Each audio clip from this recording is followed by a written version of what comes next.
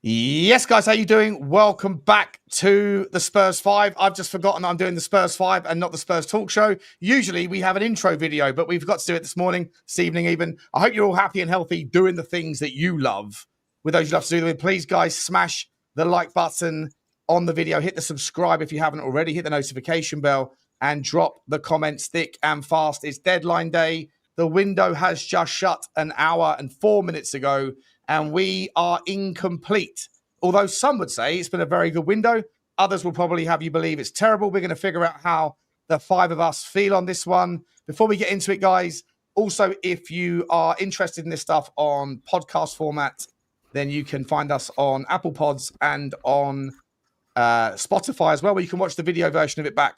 Please do follow us over there and hit a 5-star rating. Lads, how you doing? Johnny, are you okay, mate? Yeah, listen, I got a bit carried away earlier, probably a bit of sunstroke. I got very excited. I thought, we've done Muani. What's next? Going to be a left winger and someone on loan. But it ended the usual way for a Spurs transfer window with a little bit of a damp squib. Listen, I can't say I'm unhappy with the window, because if you'd have told me we'd sign Muani, Kudos, Xavi Simons, Paulinho, and Cuti Romero would sign a new contract, and Jed Spence would sign an extension, I've probably told you you need to go and check your doctor, because you've obviously been taking the wrong pills. So from that aspect, I would say I'd be very happy. It just, look, you can't mend an entire broken squad setup in one window, but I do feel that we could have potentially done something to support Thomas Frank in the left centre back and the left wing options, even if it had been a loan with an option. And I think Lookman's miss was a bad miss. But you can't have everything, and if the manner of the ones we have signed continues in the January and next summer's window, I think we'll have the makings of a very good squad to go with a very good manager. Mate, amazing intro. Wanted to get into more detail before, after we've done the how's everyone doing, but we'll come back to that in a second, but we're definitely going to dig into it. Stel, how are you, mate? You good? How you doing, Stel? You okay? How long am I allowed? Just 5 seconds for this bit. Evening, everyone. Welcome to the show. Smash like, subscribe. I'll wait until it comes back to me. Fantastic, mate. Good to see you. Connor, how are you doing, mate? Connor's, by the way, Connor's stepping in for Savra. I completely forgot to even announce it. Connor, welcome, debut on the Spurs 5, mate. You're part of the furniture in the Spurs YouTube community, so it all felt very obvious that you're on the screen with me. How are you, mate? Welcome to the channel. Yeah, I'm very well. Thank you for having me. Joining on a straight loan with no obligation, no option for the Spurs 5 tonight. So very, very happy to be here, though, and look forward to chewing over the transfer window. Actually, Sean, can I just say, Sean, already, Connor, as you know, although he's on loan, if he carries on like this, Xavi could stay back in Turkey, I think. He's watching this right now from Greece. I know he is. He's furious. I know he is. He's going to be texting me. Send me the StreamYard link. Send me the StreamYard link immediately. Lubo, how are you, mate? Good to see you, buddy. You okay? All good today, thanks. All good. Picked myself up after Saturday, feeling a bit better today. We are going to discuss the Burnley game as well, because I do think that maybe some of the mood in the zeitgeist is also like a byproduct of what was a really disappointing game. So we are going to spend a part of the show at some point, I'm not sure yet, but talking about that. Were the tactics right?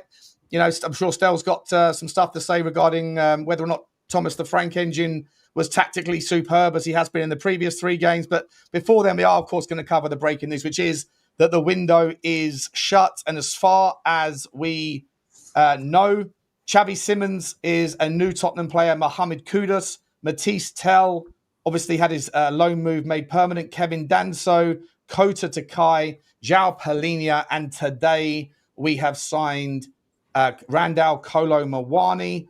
We're going to talk about the specifics and the semantics around whether that was opportunistic, an opportunistic window, or whether it was all by the by. Luba, I'll start with you, mate. Overall, how are you feeling, and specifically about Muani? Was it a surprise name on deadline day? Yes, I thought if there was going to be a surprise centre forward wise, I thought it might have been Vlahovic. But happy to get Muani. It's funny how things change. You know, he had a choice of us, United and Juventus, in January. Quite naturally, you know, he's going to go for Juve, Champions League, near the top of the Italian Serie A, etc., etc. All of a sudden now, you know, we're fourth, Europa League champions, new manager. Things have changed a bit. Things are a lot more brighter for me than they were this time during at the end of the last window. Very pleased with it. You know, he's a good player. You know, and you can never have enough good players. So I'm happy. In terms of Muani, in terms of your question, we are short in the squad. I'm sure we'll get to that. We are left. Unfortunately, that seems to be the case all the time. But in terms of the 4 players that have come in, you've got, as Johnny said, you've got Spence, who signs a new contract. Romero signed a new contract. Mikey Moore signed a new contract as well. And I think the biggest plus for us this transfer window since the end of last season has been bringing in Thomas Frank. So overall, it's been very good. Connor, I'll come to you next, mate. Kolo Muani, does he solve all of the problems that happen as a consequence of the various injuries we've had, like the departures of Sonny, injuries to Maddison, Decky, and obviously now Solanke as well? Does Muani cover over the gaps, or is it, you know, a monster signing? I think it's a very good signing. I think it's a shrewd signing. The thing that's slightly disappointing for me is I think that gave you the opportunity, with only getting him on a loan, to go and spend the money on a left winger that we all know we desperately need. Because for me, Muani, although he can play out left and can play out right, he's definitely better down the middle, right? So, you know, I think if today had been Muani plus a left winger signing, I think we would have all been pretty ecstatic. It's sort of, I'm a bit lost in my head. We were chatting a little bit about it backstage, Sean, weren't we? You know, I think in terms of the 4 that have come in, it is clearly an upgrade in terms of the typical type of profile we've been going for, right? And you know, Paulinho and Muani obviously on loan, and then Kudus and Simons. But I think the other bit of context everyone just feels like, I suspect, is it does still feel a bit of a missed opportunity, particularly given the context that 2 of those 4 you brought in on loan. So you've saved budget, as it were, this summer. So I'm sort of at somewhere like a 7.5 out of 10.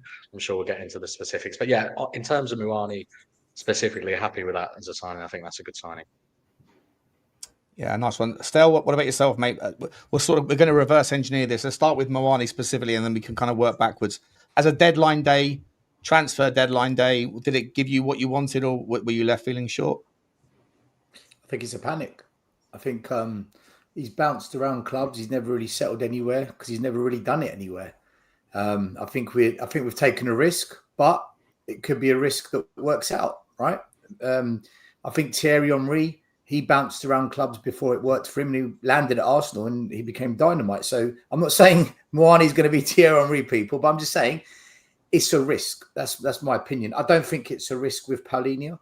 I don't think it's a risk with Kudus, and I don't think it's a risk with Xavi Simons. I think they're all very, very good players. I'm really happy with all those 3 signings. He's failed everywhere, Stel. Sorry, did you just go back? You said to me he's failed everywhere. Where has he failed everywhere? I know. Your hearing aid's not working again. I said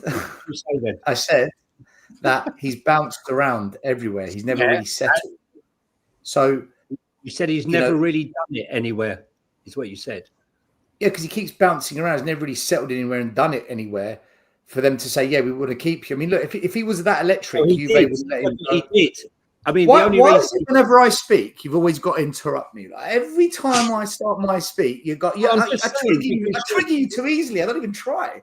Like, my view, right? Look, let's do it. Just challenge me from the off. Let's just go in. The show starts. You haven't done it. You said Juventus never wanted to keep him. Juventus wanted to keep him, but they couldn't do it financially. So how's that not bet if wanting he was that good, they would find a way to keep him financially the way they keep all their other top players. Well, they've been trying to do it the whole summer. PSG, if he was that good, PSG would keep him as well. My view is this. I've praised Kudus. I've praised Xavi Simons. I did a 10-minute video on this channel saying I'm so delighted we signed Xavi Simons, and I explained why I think he's going to be a baller. I wanted Paulinho 2 years ago. I'm delighted he's at the club. We're allowed to have a doubt over one of the signings, right? So for me, I think Muani is a panic signing. What we desperately needed was a Lookman or a Savio from Man City. That for me would have been, yeah, now we're talking.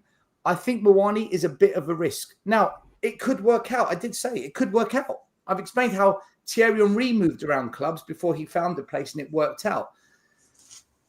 I think it's a risk. If it works, brilliant. If not, the punt didn't work. But because we left it to the last day, it's a bit of a punt for me, this. I think we left it last minute and he's the only one we could get on a loan deal. Again, believe what you want. I don't believe any of these reports, but I'm sure it gives us talking points. But the rumour, if you believe them, is that we did want Lookman, but because it was a purchase, not a loan with an obligation to buy, Spurs were looking for a loan.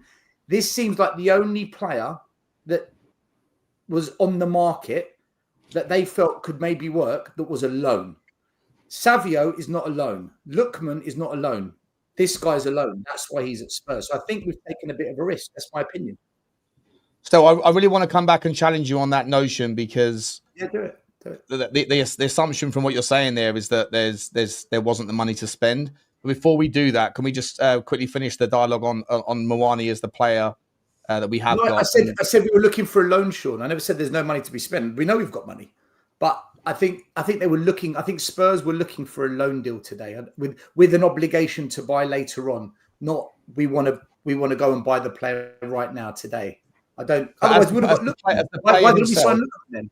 Why didn't we sign Lookman? Well, we're definitely going to come to that 100%. It's the first. I just want to ask you quickly about Muani, and I'll get Johnny's take as well. So, do you rate the player? Are you happy with him? Is there a question mark? I know you've already mentioned you're not sure if why it is that PSG wanted to sell, but the player that you have seen, what do you think of him? I think he's better than what we've got, but he's inconsistent. So, if you said to me, "Do you want Muani, Richarlison, or Solanke?" I want Muani.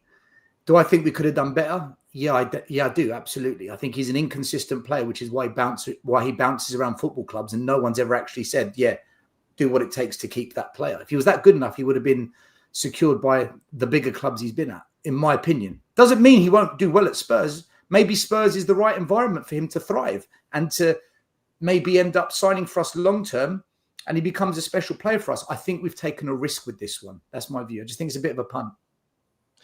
Johnny, I'm going to come to you in just 2 seconds, but still, I just want to, because I've got this, not for the same reasons, but I've got a little bit of a weird feeling in my stomach regarding why it was that it was a loan without an option.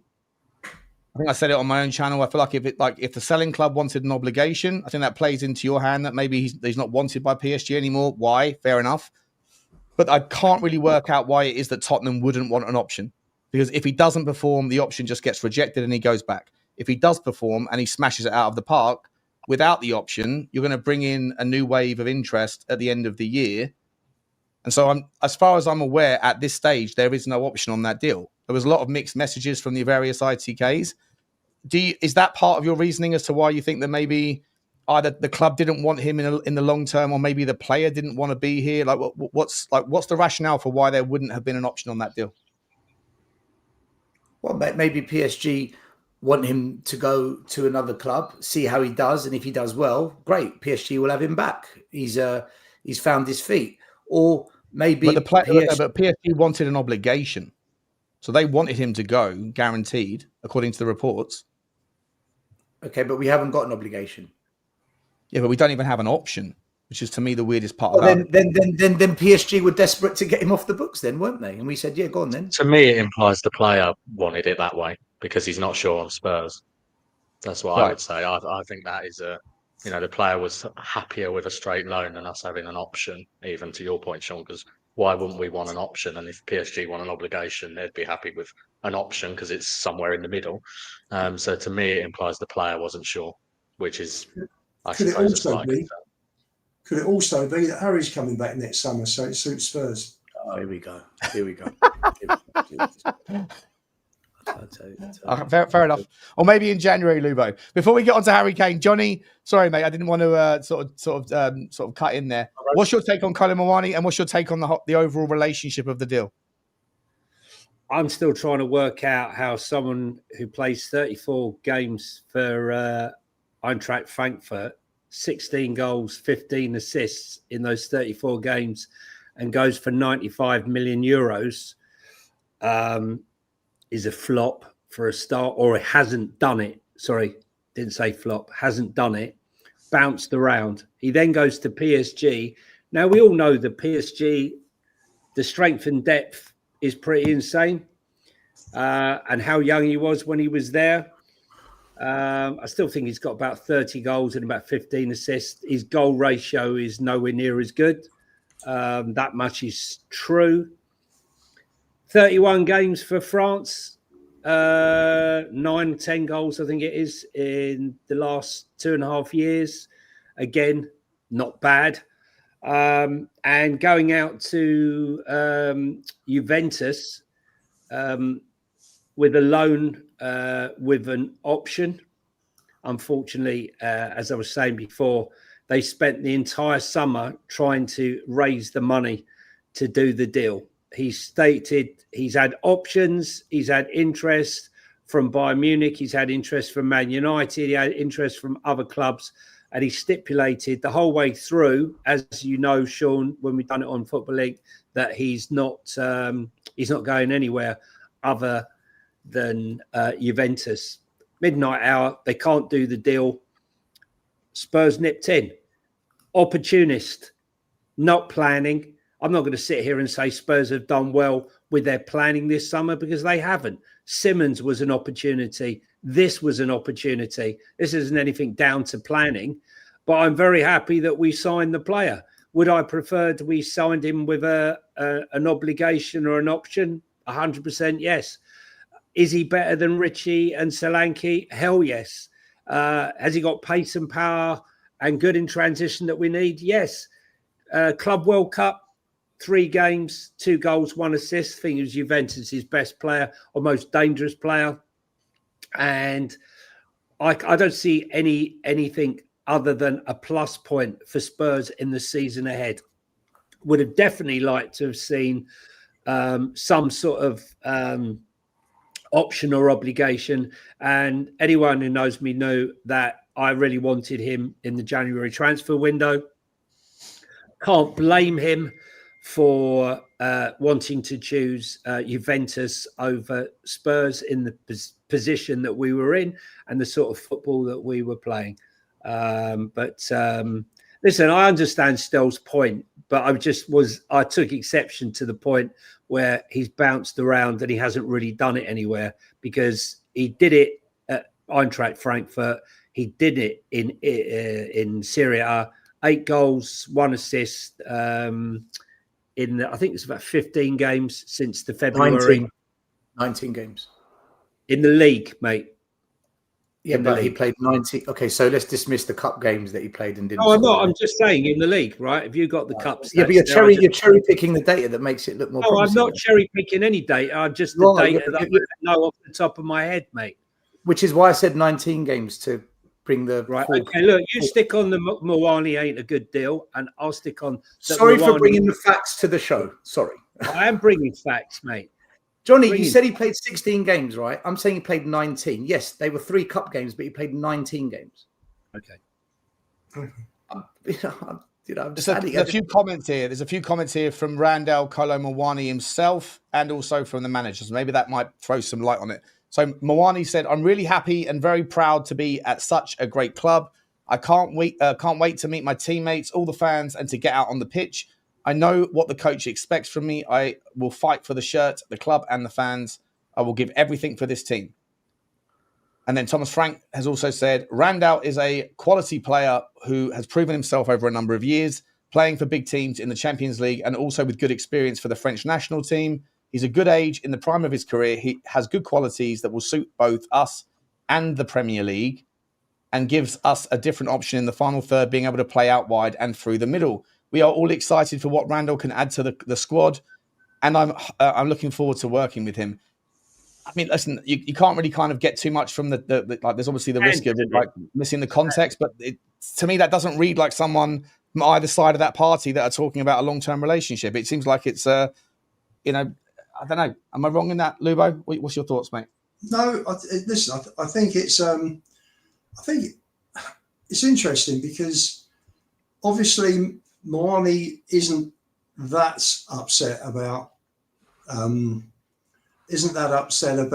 going on loan. Otherwise, he would have been happy with the move, wouldn't he? If he wanted to seriously get away from PSG, he's weighing up his options, isn't he?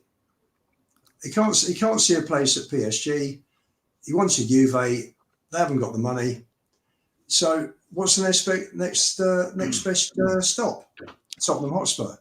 But my problem with that, Lubo, right, is from how familiar I've become with the player over the last couple of years, I've always felt like he's a hot and cold player. Like he can be brilliant, he can be unplayable, but he can also have absolute, like, just look like he's putting his feet up. Someone put in the comment section earlier on, like a bit like an Adebayor, plays hard for his contract and then puts his feet up afterwards. I'm not going to throw that much shade at him, but I do worry a little bit. Like if he's here, no, I'm not going to be as disrespectful as to say under duress, but if he didn't want to be here, then obviously motivation in life is the thing that gets the best version of someone. And if he's here because he didn't have any other option, it's a concern for me. I'm not saying he won't be excellent. I'm just saying my initial reaction is the fact that there's no option, those sorts of comments, it feels like it's a short-term thing at best. And I'm not sure if that's the best way to get them motivation. The other argument, of course, is that it's a World Cup year. So, he's going to try his best for that, I guess. But I don't know. I feel like it's worth airing that, there might be some concerns in that regard. Sure. Is not the best way to look at it that you look at it with transfer windows twice a year. So we've got September through to the end of December. So we've got 4 months.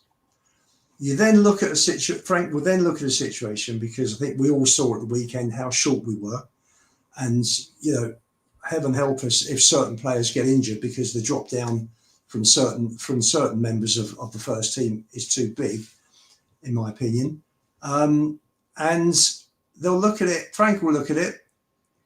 I think I said on the show the other day that I think January will also be a very big transfer window, because players who aren't getting minutes, who want to play for their country in the World Cup, will demand to leave in order to get minutes. So I think we're splitting the season now into two. I just pray, for Muani. I think he'll come out of the traps all guns blazing. Looking forward to seeing him and Simons away at West Ham Saturday week. And for me, it's a good move. I've got no worries. Let's just worry about this season. Can't worry about next season. Who knows what's going to happen. Let's see what goes down over the next few weeks, let alone the next few months. We've got a full fixture list between now and the end of December. So, for me, I'm just thankful we've managed to get Muani through the door, because he can play left wing. You could have him on one side, Kudus on the other, Richie in the middle. You could switch Richie and Muani as well. So you've got those options there. I mean, there are options. You could play Kudus as a 10 if you wanted to play. Sure. If you wanted to play Simons wide. I don't know. That there are various options. You could play. You could push Porro up and play Spence at right back. He has got a few options. I think the key thing over the next 4 months, after this window, when the dust has settled, I think Gill and Solomon are leaving. I think they're going out the door. Yeah, Brian Hill went to Girona today for I think it was 8 million, either pound or euro, I forget. 10 million. And it looks like I think it was 10 million euros. And 10 million euros, yeah. And then Solomon's gone for a loan to Palace. So listen, we just keep our fingers crossed. We've got 4 long-term injuries now with Solanke, Dragusin, Maddison and Kulu. So our squad of 28 is in fact 24. Just pray that we don't get many injuries over the next 4 months. Connor, before we move on to, unless anyone else has got any more to add, I'm sure that I can see people shaking their heads, so maybe there's some disagreements. I'm not going to curtail the chat, but Connor, just quickly on the concerns regarding his motivation and how his motivation might affect his levels. Do you see it more as like, it's a World Cup year, regardless of whether he wants to be here, he's going to do his best because that's the all important thing? Or do you think that there's some sort of legitimacy to the idea that, the best version of himself is when he's motivated?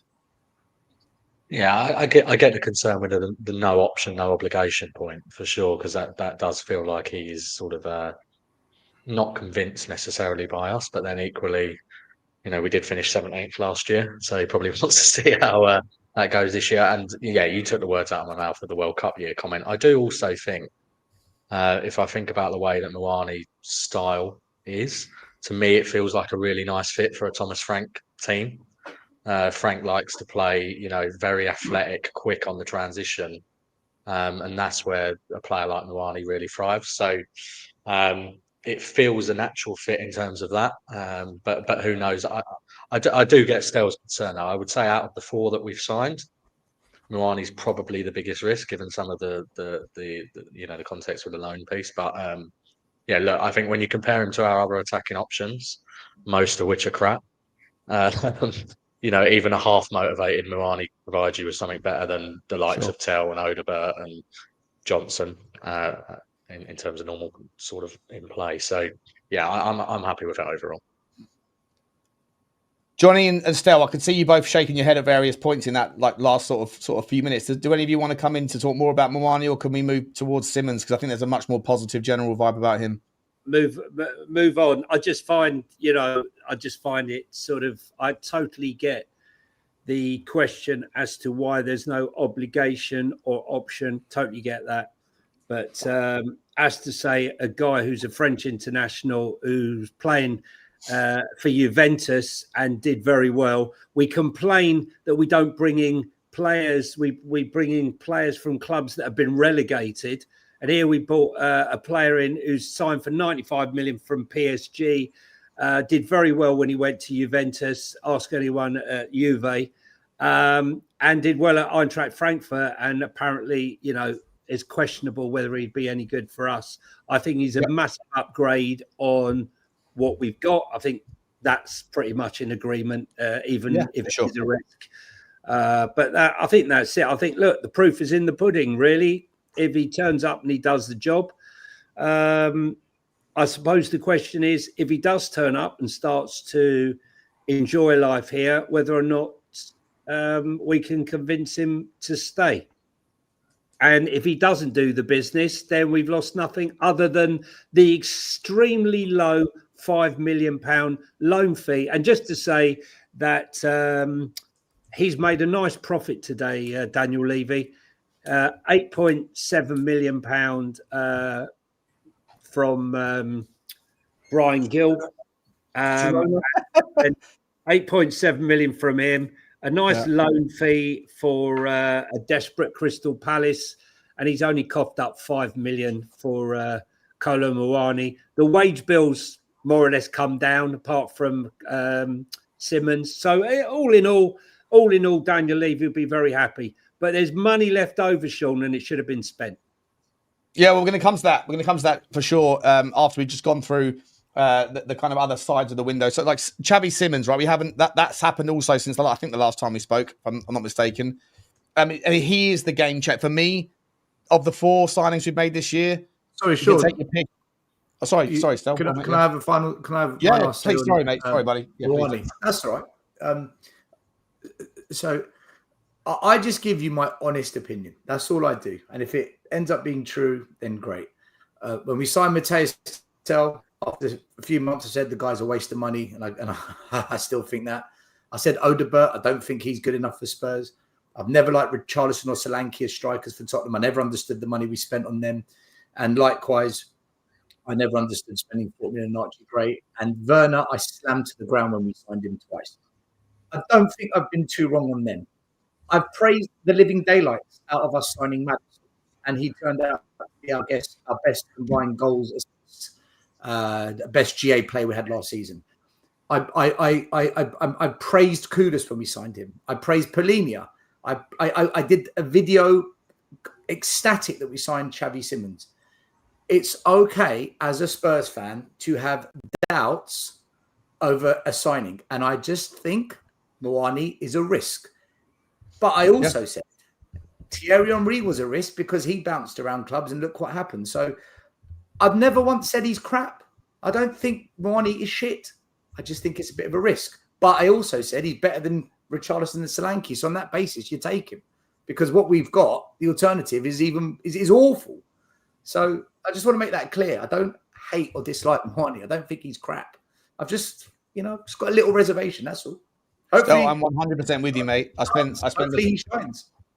spent 2 hours this morning trying to figure out the right words in the right order to make it sound like I wasn't trying to sort of be a damp squib on it, because I thought, generally speaking, I think it's a good move.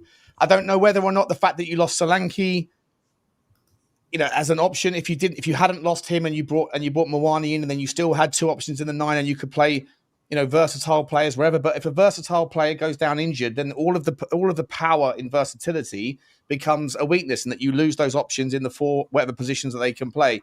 And I have the same concerns that you do, but I do think on his day he's a power player.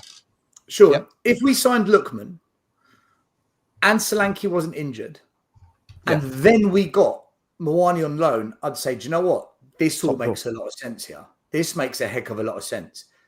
But losing Solanke, not bringing in a proper out-and-out left winger and just getting Muani on loan, I think it's a risk. I think it doesn't quite add up. And to be fair to Johnny, he did say there's more money there that should have been spent that we didn't. And I know we'll get onto that. I do agree with Johnny. Can I just say that Lookman for me was the must get. For me, Muani was the cherry on the cake, because Lookman just fits into that role that we so desperately needed. An out-and-out proper goal-scoring left winger, 20 GA. He's done it the last 3 seasons. Mature, aggressive, exactly what we need. And that much I would agree with Stel. Had we signed Lookman, and then you find Solanke needs his operation, and he's going to be out for a considerable time. Signing Muani to play up front is quite a frightening prospect, to have Lookman, Kudos, Simons, and Muani at the spear of that. That was very exciting. But agreed, as we'll get on to. Nope. Okay, there you go. Just disappeared at the key part of that sentence, Johnny. Johnny, you cut out. You cut out the last bit. Oh, I don't think he realizes he cut out. I don't think he knows. I think he's cut out. I think the Wi-Fi is trouble.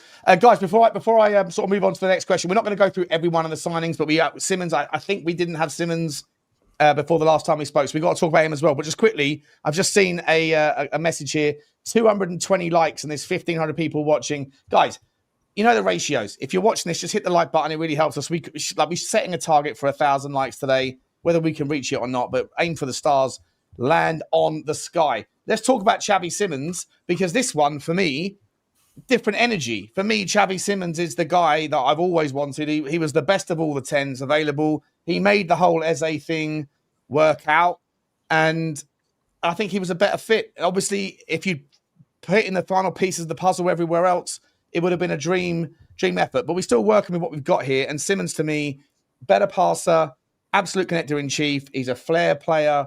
He's got the grit. He's got the grit, the graft, the determination. He can press from the front. He's got a little weldy in him or two as well. And the only question mark for me whether he's going to be a success is the unknown of the transition to the Premier League. Connor, I'll start with you on this one, mate. Xavi Simons, how much of how excited are you for Xavi? Yeah, I think you summarised that quite well. I mean, I agree with you. The only concern I've got is one that we can't answer until we see it, which is how well he transitions to the Prem. But I mean, in terms of a signing, it's outstanding. We've landed upwards after the debacles of Gibbs White and Eze.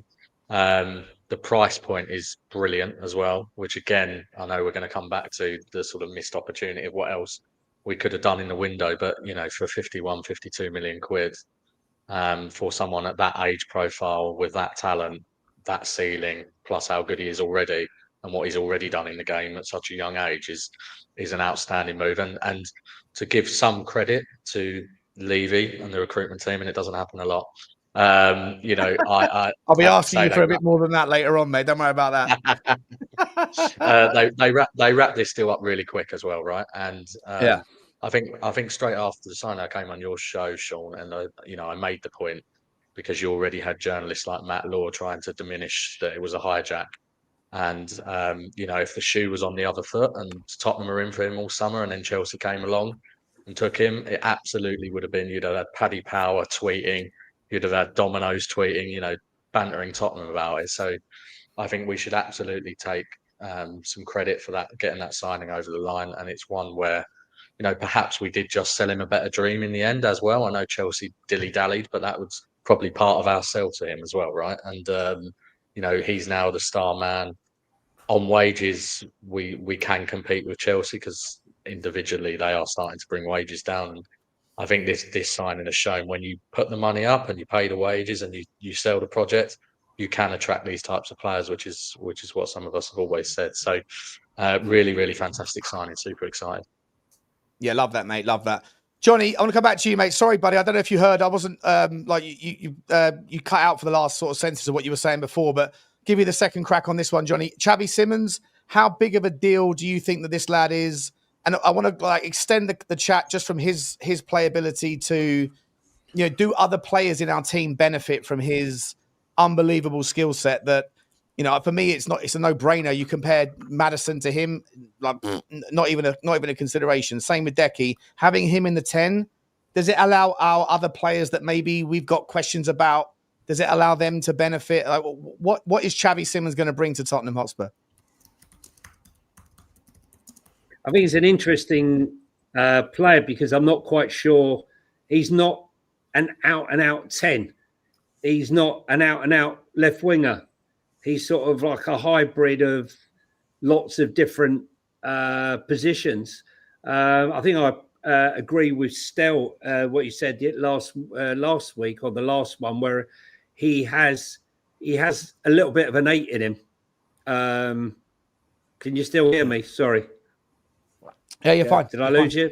No, you're fine. Yeah, sorry. I think he's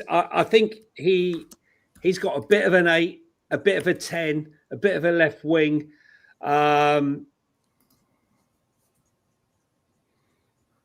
Basically what I feel at all. It doesn't. There's no one in the squad that's like him. And the question is really, where is Thomas Frank going to play him? I think in transition, he's going to be absolutely superb.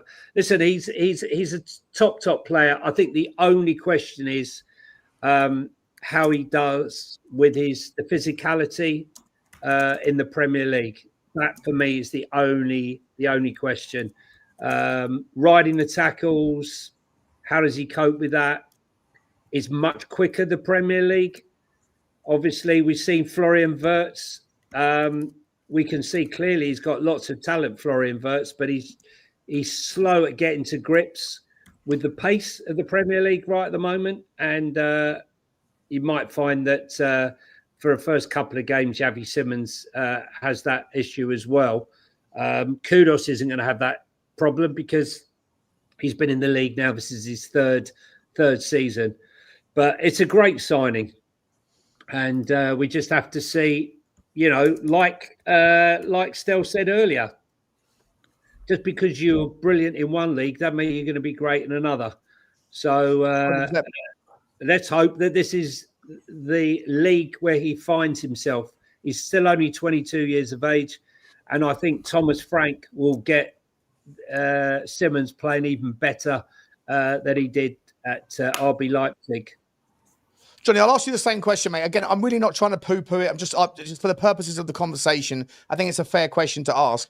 If we're challenging the narrative of whether Kolo Muani wants to be here, is it okay to ask the same question about Xavi Simons? Would he he signed the 5-year deal with a two-year extension, so he's going to have to he's going to want to be here now and hopefully commit to us. But if you can get the best out of him and you can get the best out of Kolo Muani, then Tottenham, if everyone can stay fit in that front five, then Tottenham can absolutely, tear teams apart at times, right? But Xavi Simons needs to be not only a sort of an essential part of the recipe, but also a motivated and incentivized and kind of just buying in it and taking us to that next level? Because Tottenham can be, with him being at his best, can go on to great things, right?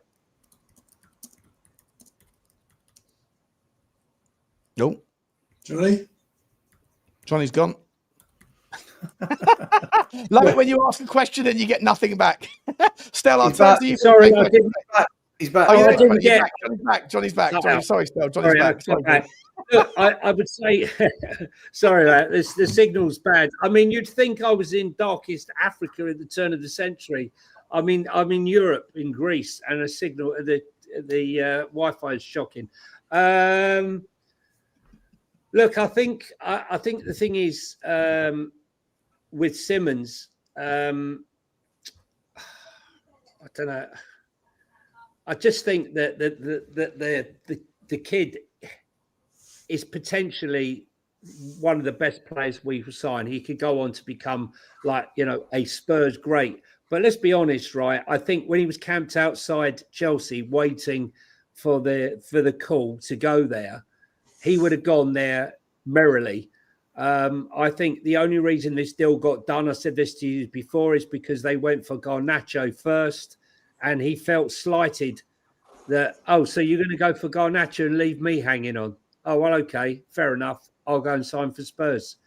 I think Spurs found an opportunity when that Garnacho deal went ahead, that there was an opportunity for them to make the signing. I think both Muani and Xavi Simons, as I said earlier, were just opportunities from Spurs. There's no planning with these two signings. They were just opportunities that presented themselves after we messed up with Morgan Gibbs-White and didn't read the room, and we messed up the Eze deal. So we messed up this. Well, we misread the room on the Savinho deal, and these were two fortunate opportunities that came our way, and at the end of the day, might favour us long term. But this wasn't any planning. Well, that's so. As soon as I've just finished with the same question with the other three around Simons specifically, I do want to turn it. We don't want to deal with the other, 3 or 4 transfers because we've spoken about them before. So I do want to start asking about the kind of the reflections on the window, whether it's opportunistic, whether it's all by plan, and how we all feel before we move into the Burnley game. Stella, same question. Xavi Simons. Obviously, we haven't spoken about him since he signed since we last spoke. Was he more of a needle mover for you than Kolo Muani? Do you have the same reservations about him as you do about Muani, or do you how do you feel basically? Oh, no, not at all. He's the best signing we've made this summer. He's quality. He's a quality football player. He has the same output as Eze. Goals, assists, same output. Difference is Eze's done it in the Premier League. So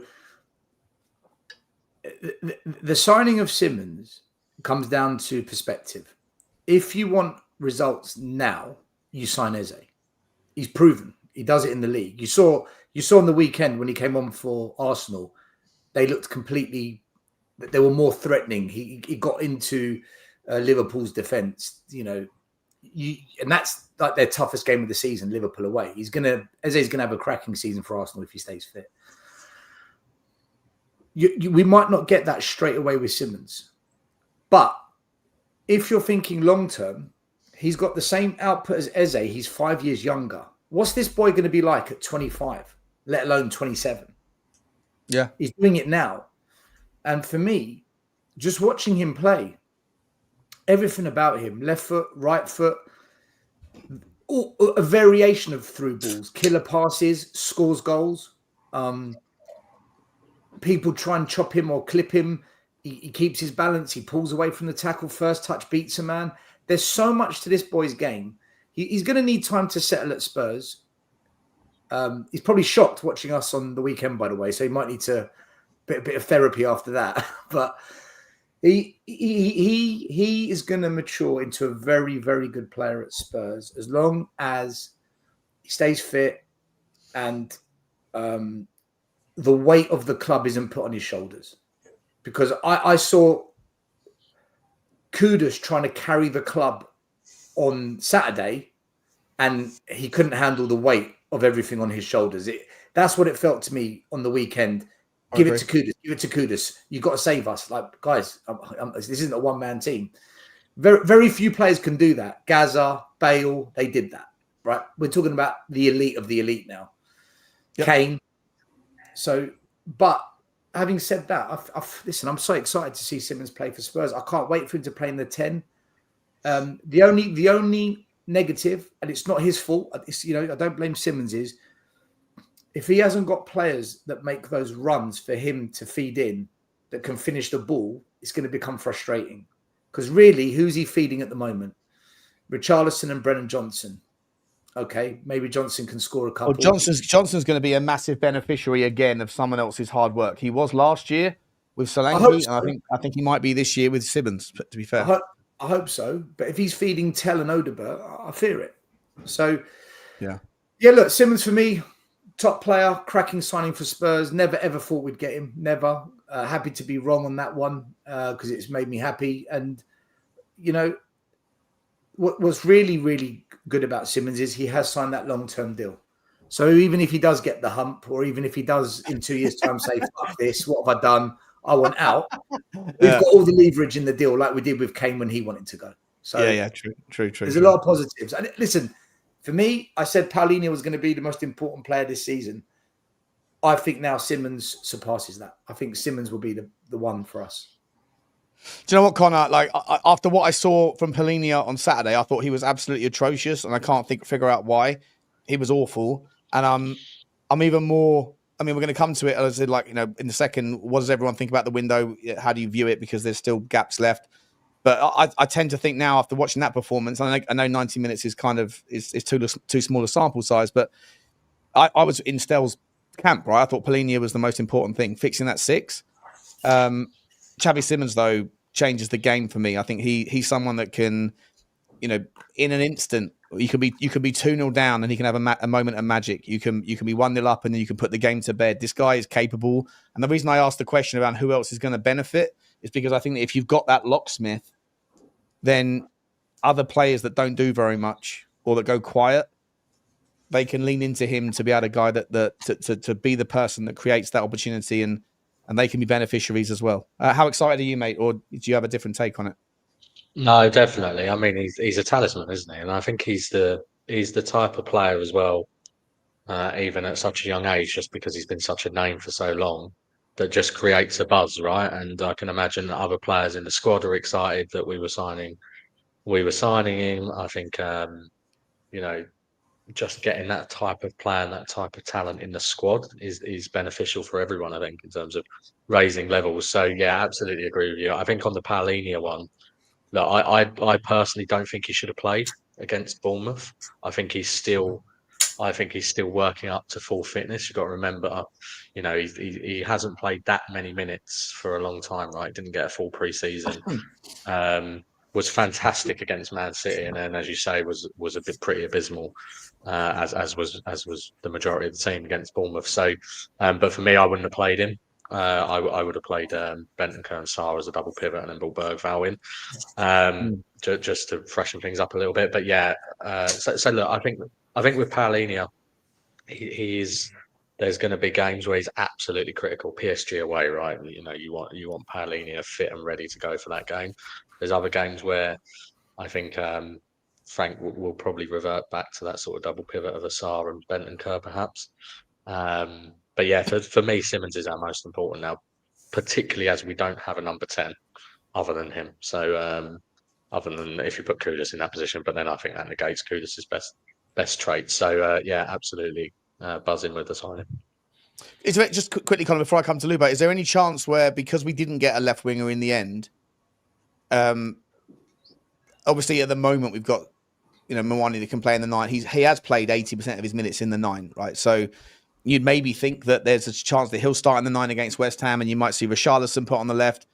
But is there a chance where you might see Muani in the 9, Simons in the 10, and Pape Sarr, who, let's be honest, hasn't exactly disappointed playing in that more advanced role? Is there any chance you might see something a little bit more creative in terms of filling the left wing spot with Xavi and then putting Muani in the 9 and then putting Kudus on the right and then letting Sarr see if he can work his magic with more monsters around him.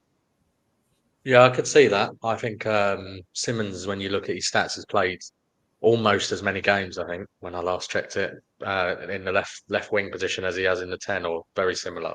Certainly a higher percentage than a Muani, perhaps, who's played out on the left. Yeah, so I could see that.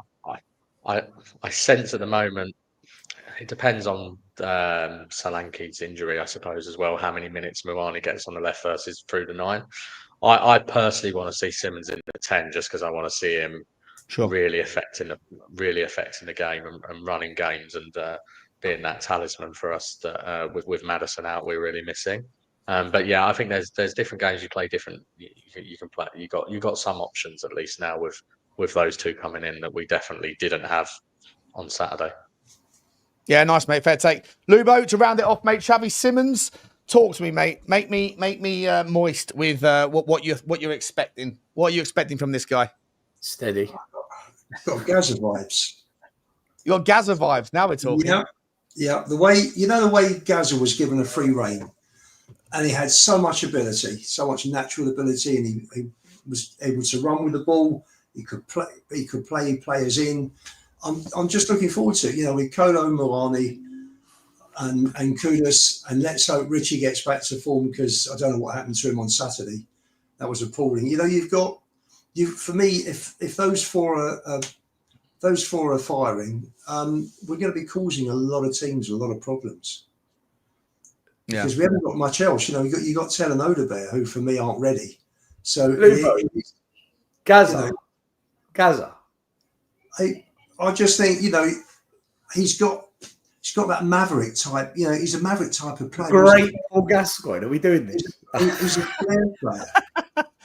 Gaza vibes. I asked him to give me a reason to get excited. And to be fair, he did it. You did it. So.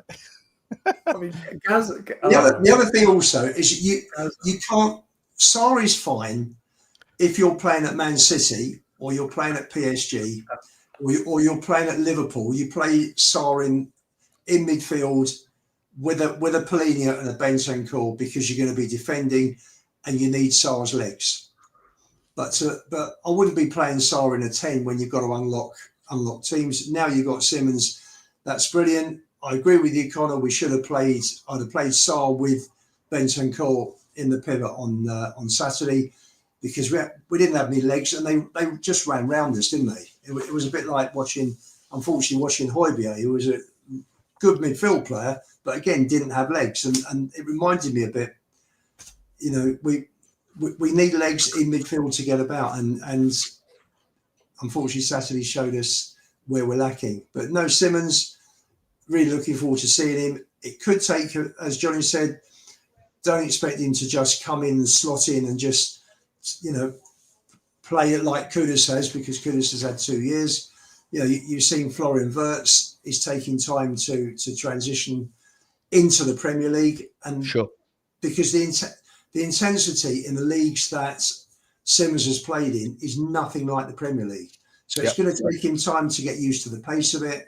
You just don't get a minute on, to breathe. So he's turning, picking up the ball on the half turn, playing in players, actually running at players, going round players, creating space, pulling defences apart by beating players is going to be so key, because we haven't really had that. Maddison's very good with clever reverse passes, but he's nowhere near it in terms of the pace and the speed that Simons moves at. Maddison's nowhere near. So it's a different type of 10. So no, really looking forward to it. Looking forward to seeing Gaza type goals and Gaza type goals. Love that, mate. Love that. Listen, guys. So what we're going to do now is going to quickly run through the super chats, but then I want to get into the kind of, I guess, the bigger part of the question tonight is how did everyone feel about the overall window? Because I've heard people today tell me that the window was a 7, but it also made the board look poor. I've heard people tell me that the window was a 3, but the board did nothing wrong. So there's so many different ways that you can interpret this with the individuals of the stories of Morgan Gibbs-White, the stories of Eze. Obviously, we have to figure out whether there was, like, the signings that we've made in the last couple of days at least, were they part of the plan or were they just opportunities? And if those opportunities didn't come along, then where would we be, right? So there's loads of different ways you can take this.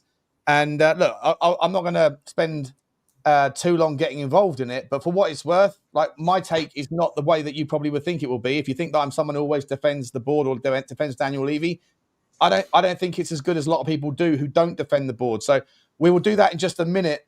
We get the super chats, guys, but please do smash the like button. There's 1,600 people here. I'm not sure what the likes are at right now, but wherever they're at, they could be more. So please do, just do us that favour. It's free to do. Drum the thumb, people. Pete, big up to you, Pete. He says, where is the Savio, Guehi and the CL money, Champions League money? Well, I think that money's still there. 100% is still there. We were clearly going to spend 70 million euros on Savio. The Guehi money, I mean, that was in January, so whether that's just been repurposed into the Savio money, but the money's still there and it hasn't been spent. So I would imagine at this stage that January, surely we can expect more and better. But appreciate you, Pete. Blaine Devlin, big up to you, Blaine. He says 7 out of 10 window. Our quality of signing has improved this summer, but still concerned at centre-back cover and no out-and-out left winger upgrade. But window's done. Squad is the squad. Now down to you, Frank. Yeah, listen, I agree, mate. But listen, we're going to talk about exactly that in a few minutes, Blaine. So we're going to come back to him. I'll keep that one starred, buddy. Thank you very much for your super chat and big up to all your support, mate, on all the channels you're on. Dean Law had started the super sticker train. And on that basis, I have to start the super stick. Big up to you, buddy. Thank you very much, Dean. You're always here, always supporting, and we're always grateful, mate. Appreciate you. Lunga7, big up to you from South Africa, says, this club disgusts me. Okay, interesting. So barely any outgoings for money, still no left wing, and defender, cover, never mind, midfield. This is a 5 out of 10 window. We are still short. So this is another take, right? So still a 5 out of 10 window, but the club is disgusting on that basis. The amount of takes that are unique that I've seen today is quite incredible. Appreciate you very much, mate. We're going to talk about all that stuff in just 2 seconds, buddy. We will definitely reflect on your take as well. Blaine's come back in saying Johnny's Wi-Fi proudly brought to you by the Mafia Marinakis.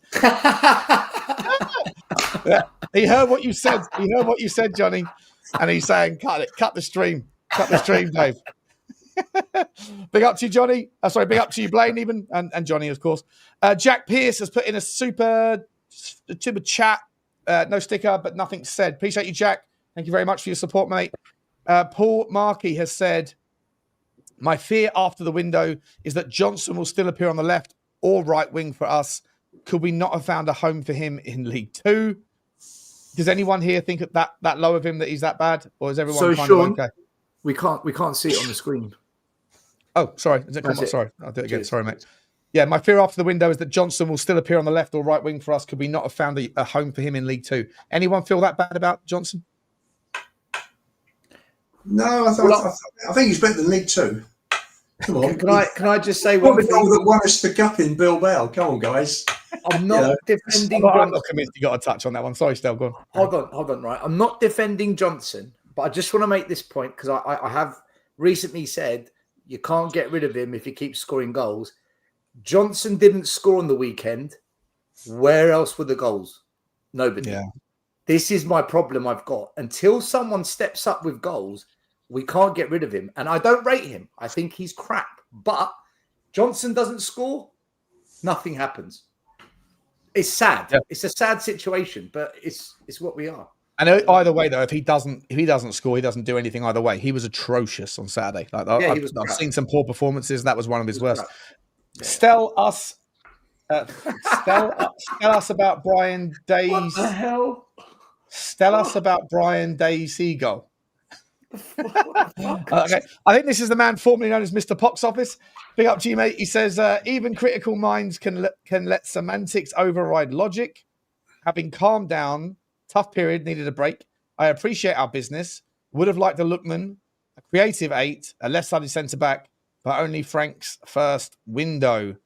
Again, mate, look, we're going to talk about all that right now because we've gone through the 2 big signings and now we're going to talk about everything overall. How does everyone land on it? So appreciate you very much, mate. I'm going to leave that one up and we're going to come back to it in a second. And Bourbon Buzzard has also come in with a super sticker. Choo to you, Bourbon Buzzard. Appreciate you very much, mate. Always here, always supporting. And guys, in terms of the rest of you, if you haven't already, just smash the like button and we're going to get up to 1,000 likes if we possibly can.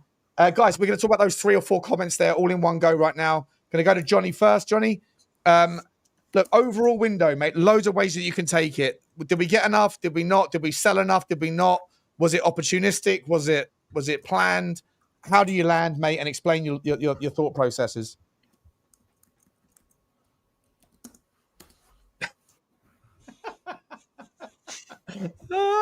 Every time. I agree with Johnny. I agree. I'll give him a second. I think he's dropped out. You know what? Stell, I'll come to you, mate. Stop on that, mate. I'll come to you, mate. Same question, buddy. How do you take it, mate? Go where you want. We've got a long time to chin over this one. So, what was the question? The transfer window as a whole? Yeah, like how do you know? There's so many ways that you can interpret it, right? Like, you know, were the best signings opportunistic, and then on that basis, were they lucky, or was it all by design? You know, did we sell enough? Did we buy enough? Did we have cover? Talk to me. I've actually got a very logical answer to this. Okay, I knew this was going to come up tonight, being transfer deadline day. So genius. It all starts with Daniel Levy saying, we want to win the Premier League. We want to win the Champions League. That set the expectation. That's the marker. That's what every fan is now going to turn to when we discuss the direction we're going in, right? So no matter what we do this window, everything will lead back to those comments. So you then hear the chairman say, we want to win the biggest trophies around. Okay, love it. About time. We've been wanting to hear that for 3 decades. Bring it on. What then happens is 2 of our main rivals to win those big trophies have absolute top draw transfer windows. Arsenal and Liverpool, like stupendous transfer windows. That now sets the bar even higher than what our chairman set it. So Levy's almost dug himself a hole by saying that. Right, well, you got to go and compete with that, Daniel, because that's what we're up against, and they're already ahead of us squad-wise. So when you judge it by that, you look at our window and you think, fuck me, we're not even close. This is bullshit. Are you taking the piss? Off the back of that, not just the result, but the performance against Bournemouth really set the cat amongst the pigeons for where we are 2 days before the window shuts. Had we have beaten Bournemouth, maybe the optics, maybe the mood's a bit different. It wasn't the loss, it was the performance. So when you bundle that all up, you look at transfer deadline day and you think, it's not good enough, man. It's not fucking good enough. However, this is where the logic comes in. If you look at every transfer window we've ever had, this is the best one in terms of incoming.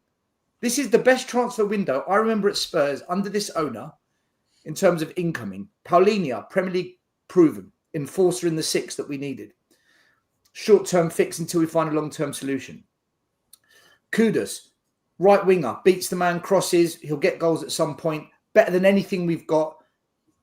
He's here on a long-term contract. Xavi Simons, we've all said how good he is. Lubo thinks he's Gascoigne 2.0.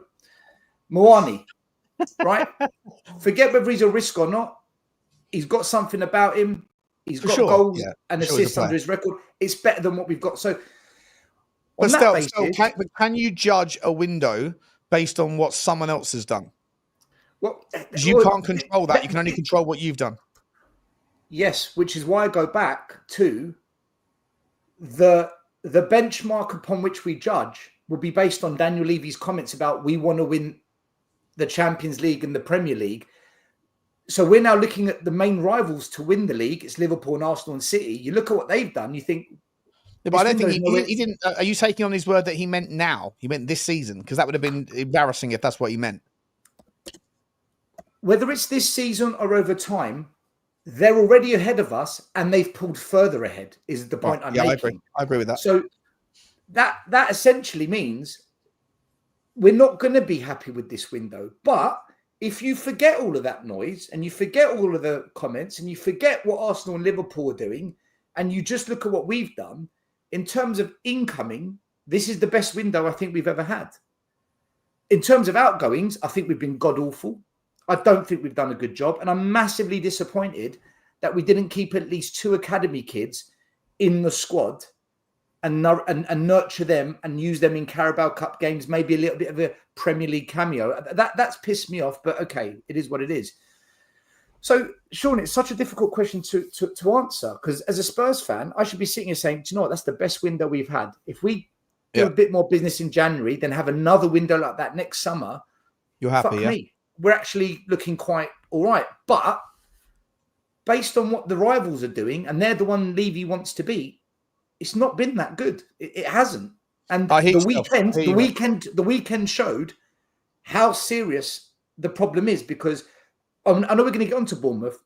That Bournemouth game was horrible. One game a week, and we looked knackered, and we looked out of ideas, and the talent isn't on the pitch.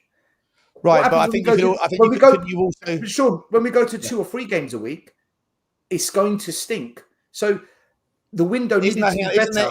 I think we might be conflating a few things there. Like I absolutely agree with you on the point of the notion of like if you're going to compare it to a certain set of metrics, like what are your alternatives, what are your competition doing in the light of what he said. 100% I agree with you. Like they have pulled away. The top 4 are pulled away 1,000,000%. If we break into the top 4, unbelievable achievement. It would take a massive shit show from one of them. Not just them. We couldn't compete with Bournemouth. If you're going to compete with Bournemouth. I'm just saying, Sean, we couldn't even compete with Bournemouth. Yeah, but then you could look at Manchester City. They lost. Manchester City have got 3 points from 9. They lost to Brighton. Are the Man City fans going to be looking at that particular game and saying we didn't do enough in the window, or are they just going to say a bad day at the office or bad tactics? Like you don't necessarily have to assume that because you got beaten by a very good team. This is the Premier League. The Premier League, anyone can beat anyone on their day. That's the beautiful thing about it. That it doesn't necessitate that the window's been subpar just because you had a bad day at the office. And I think it's also too early in the window to be saying that we were tired. If that's the case, then that's a real problem. No, we looked tired, is what I said. We looked very lethargic. I don't know why. We just looked it. But look, miles off it. I know we're going to get onto the Bournemouth game later, but for me, in normal circumstances, this is a decent window. It really is. But given the nature of the amount of competitions we're in, the level of competition we're up against, if we want a decent season, this window hasn't been good enough. Yeah, fair enough. Can I ask a question? Can I ask a question? What before my internet crashes again? Where do you think we would have been had Chelsea gone for Simons, because he would have gone there, and Juventus coughed up the money? Where would we be scrambling around to do a deal right now? We'd be having a totally different conversation right now, because we would have been, I don't know where we would have been, because as I said, these 2 were very late opportunities. So what else would have been out there at this level of deal? The answer is the same deals that were still out there, Johnny. A deal with us. The same deals that were still out there. Like you could have got Lookman, but the fact that you got Kolo Muani, maybe, and again, speculation here, no one knows what goes on in the minds of the decision makers, but maybe they thought, not that sold on Lookman. Maybe I'm more sold on Muani, right? And so if Muani had turned us down, or if we didn't get Xavi Simons, maybe we would have gone all out for Paqueta. Maybe, and then if you're offering more money, if you're offering different levels of compensation, suddenly the other stories, like when I think it was Villa went for Paqueta,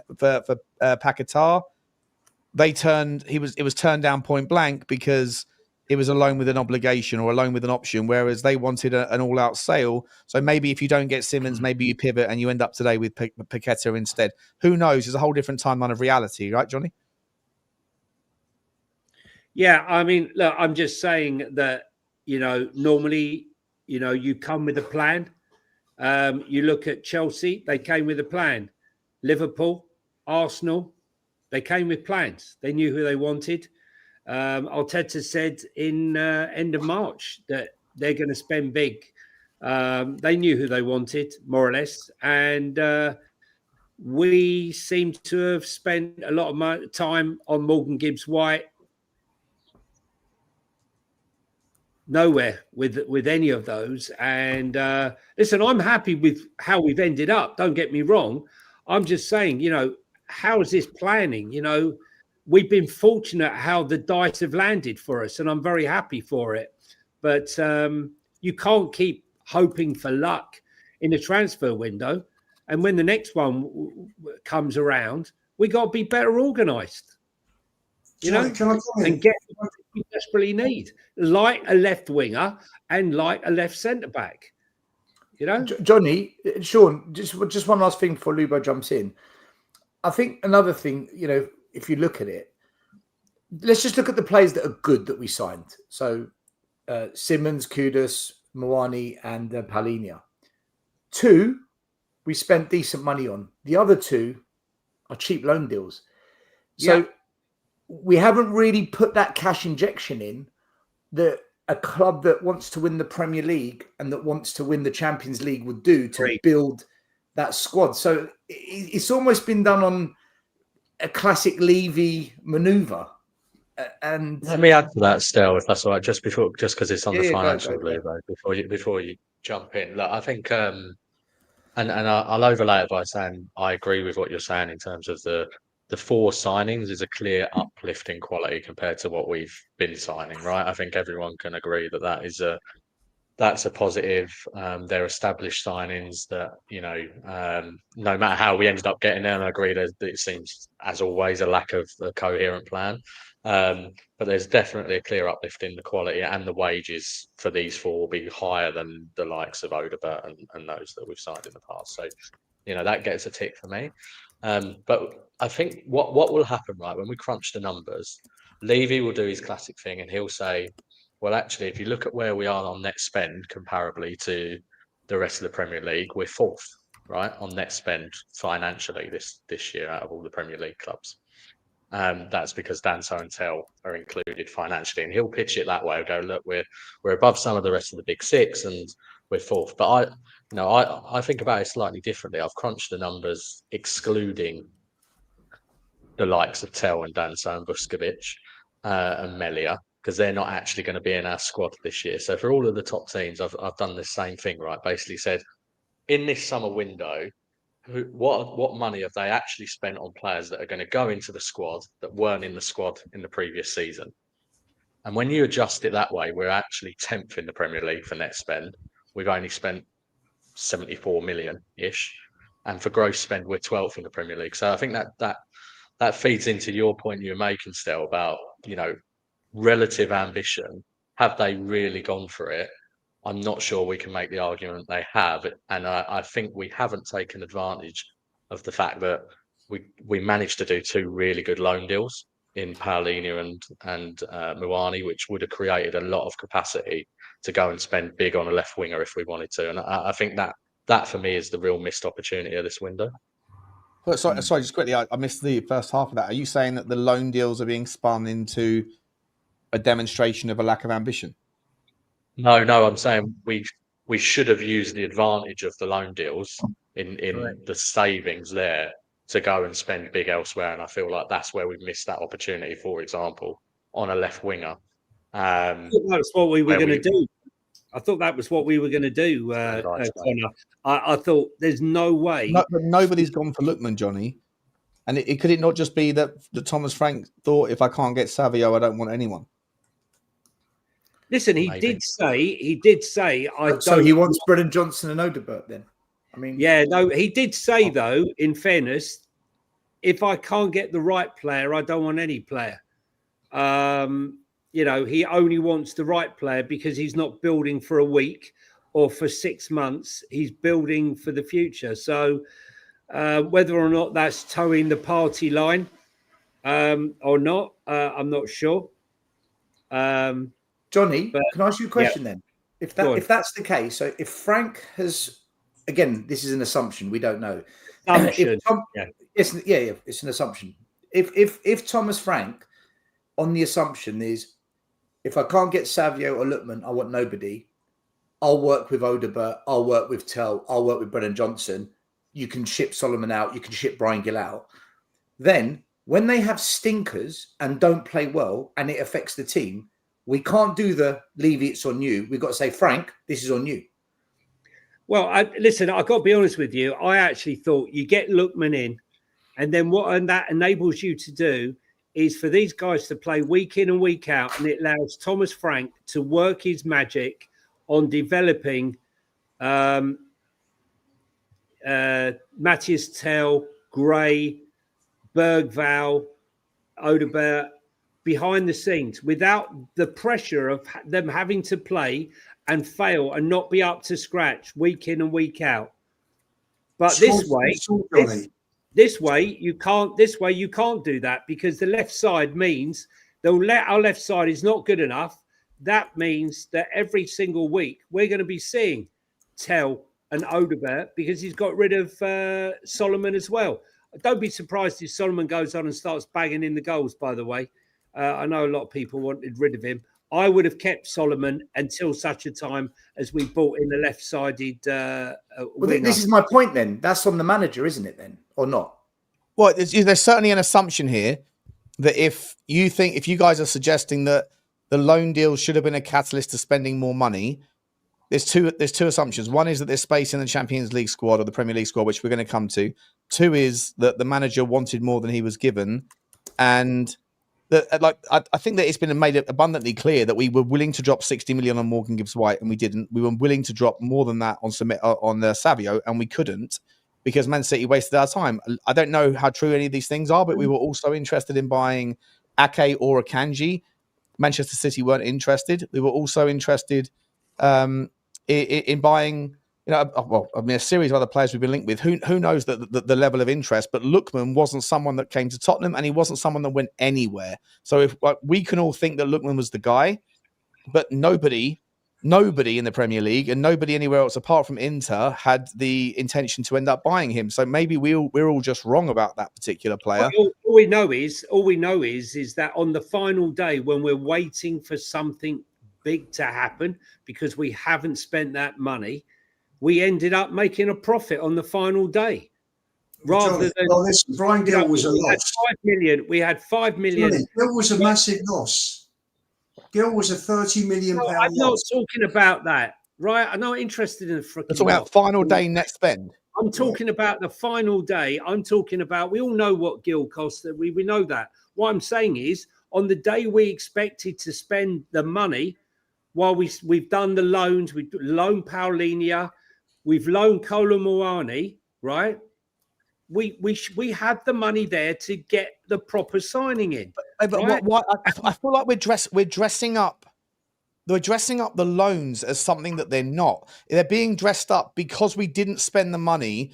Then the loans were like, it's almost like the loan deals should only be considered good because we therefore had more money to spend on permanent. No, Sean. That's not what you said. I think you missed the start. Sean, you missed the beginning bit. Oh, okay, Yeah. Sorry. Connor, repeat what you said the beginning bit so Sean can. Yeah, effectively, Sean. What I was complimenting was Stell's analysis in terms of, from a financial perspective, Levy will make the point that we're fourth on net spend, right, in the Premier League this summer.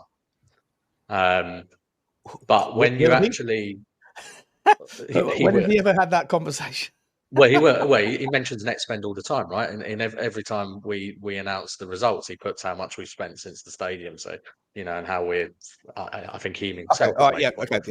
Right. Yeah. But actually, when you do the analysis in terms of actual squad improvements this year, i.e., not including the likes of Tell and Danso for us, because they were so financially they're in, but they're not an actual improvement on the squad we had last year. You do that for every other club as well. So there's examples, like Man City went and signed Naipat and the kid, and they've loaned him out. So he's not in their squad now. He's not impacting them right now. We actually get to 10th on adjusted net spend in the Premier League. So the point I was making was, we had, in terms of relative ambition this summer, given the money we saved in terms of bringing in good players on loan, which obviously we absolutely should do. I don't think there's any excuse from a monetary perspective for us not to have gone the extra mile. Now, your point, I think, is a different one, which is a choice around, should we be making the choice to not sign someone because we can't get the target that Frank wants? Obviously, we don't know the ins and outs of that. That's definitely a separate point. Challenge. That's definitely a separate point. But the point I'm making, I hadn't heard you right. I hadn't heard you say that, but I'm still not entirely sure about what the point is. The idea is that this window doesn't look as good as it does. Forget the players that we've signed. The fact that 2 of them are on loan, therefore the window looks worse than it is because on a net spend basis. Is that the argument? Well, the original point that Stell made was about, have Enoch or Levy changed their ways? Have they gone the extra mile in terms of injecting cash right now? And I think the analysis is no, they haven't. But what has definitely improved is the caliber of player that we're bringing in. So what? But like, what? Why does it matter? Why does it matter whether you've signed? Like, I've made this point, and I'd love someone to tell me that there's a reason why my point is stupid. If you could sign every single player on a loan with an option that's predetermined at a price point, that if that player hits those numbers that are worthy of the activation of the option, why wouldn't you turn every deal into an option with a loan with an option? Sean, you're missing the point. If we've got £200 million to spend, but we spend £110 million, why not go and spend that £90 million and get that left winger and be a better team? That's what we're saying. Because if the player's not available for a reasonable amount of money, then you're going to end up overpaying. And then in 3 months' time, when January comes around, you guys are going to be people that are like, I don't care about the accounts. I don't care about any of that shit. When that conversation comes up, but you do care about the fact that there's £200 million to spend, you're going to demand that we overspend now to get something done that might not be a good fit, or you're going to end up. Okay, so then, of course, if you never spend it ever again, then of course it's a problem. But if you're loaning a player now with an option, it's more preferable to paying for it now and not knowing, as long as you get the first dibs on the option. And also, if you don't spend it now because the manager said, like, you know, if I can't get him, I don't want it. Or no, you're going to overspend on him. He's not worth, like, if in the case of Savinho, you're going to end up spending 90 million quid or 90 million euros. He's not worth that. And then even if you do pay it, then in January, like, that's going to be money that I can't spend on someone else. So there's always an opportunity cost, and I can't get my head around what the argument is. So then, Sean, can I throw another spin on this? In terms of buying players, in terms of the 4 players that have come in, regardless of whether they're on a loan or bought or purchased, the 4 are a step up from what we've seen last year, and that you're moving towards 2 years ago when you had Vicario, Udogie, Basuma, Maddison, Van der Ven all came in and they all went straight into the first team. So you've got a similar sort of window. You can argue about the relative strengths of the 4 players against the 5 that came in, but that's the same sort of window. For me, the biggest problem, that there have been 2 issues here this summer. So and for me, I'm not going to, listen, everybody knows how I feel about these owners. They will never stretch and compete with the top 4 or 5. They're just not interested. It's never going to change. So you're just looking at it. How high can we go? What is our ceiling? The problem is, number one, Frank has come in, and he's come in. Maybe it would have been better. Maybe the optics wouldn't have been as good. Maybe if Levy had got rid or Charrington as Charrington got rid of Ange, maybe Frank would have come in a bit earlier. That would have helped, possibly. But the biggest thing for me was when Frank a few weeks ago came out and said that basically the way he operates is not the way he operated at Brentford is completely different, and the way Spurs operate doesn't align with what he's used to. So for me, I'm sure they've been looking at. So what does that mean? Not aligned. Not aligned. It's all done on data analysis. Brentford do data analysis. Tottenham do data analysis. So let's just look at it logically. Lange is looking at players with his data analysis of a certain that are not going to be paid more money than X. Frank's gone in. Oh, wait, hang on. So you said let's look at it logically, and then you started with a massive assumption there. You started with a huge assumption. Right. But you started with a huge assumption. Based on the wage bill coming down and down and down and down and down. That's facts. We've broken the wage bill twice. We've broken the wage bill twice this summer. Right, which is down to Frank. Now, if they're not aligned beginning of August, then we've lost a big chunk of that transfer window. So I actually think Frank is now starting to get things sorted and working his way, so that now with Paratici coming in, I don't see Lange at the club or demoted. He won't be doing what he does next week, I wouldn't have thought. Certainly not for the next transfer window. So we're going to be in a better position in January. Do I think we should have bought a left winger? Yes. Do I think there are more left wingers than Savini and Lookman? Ian, you're about to wander off into a different logic path. Continue on the logic path you were just making around the transfer strategy with Lang and Thomas Frank.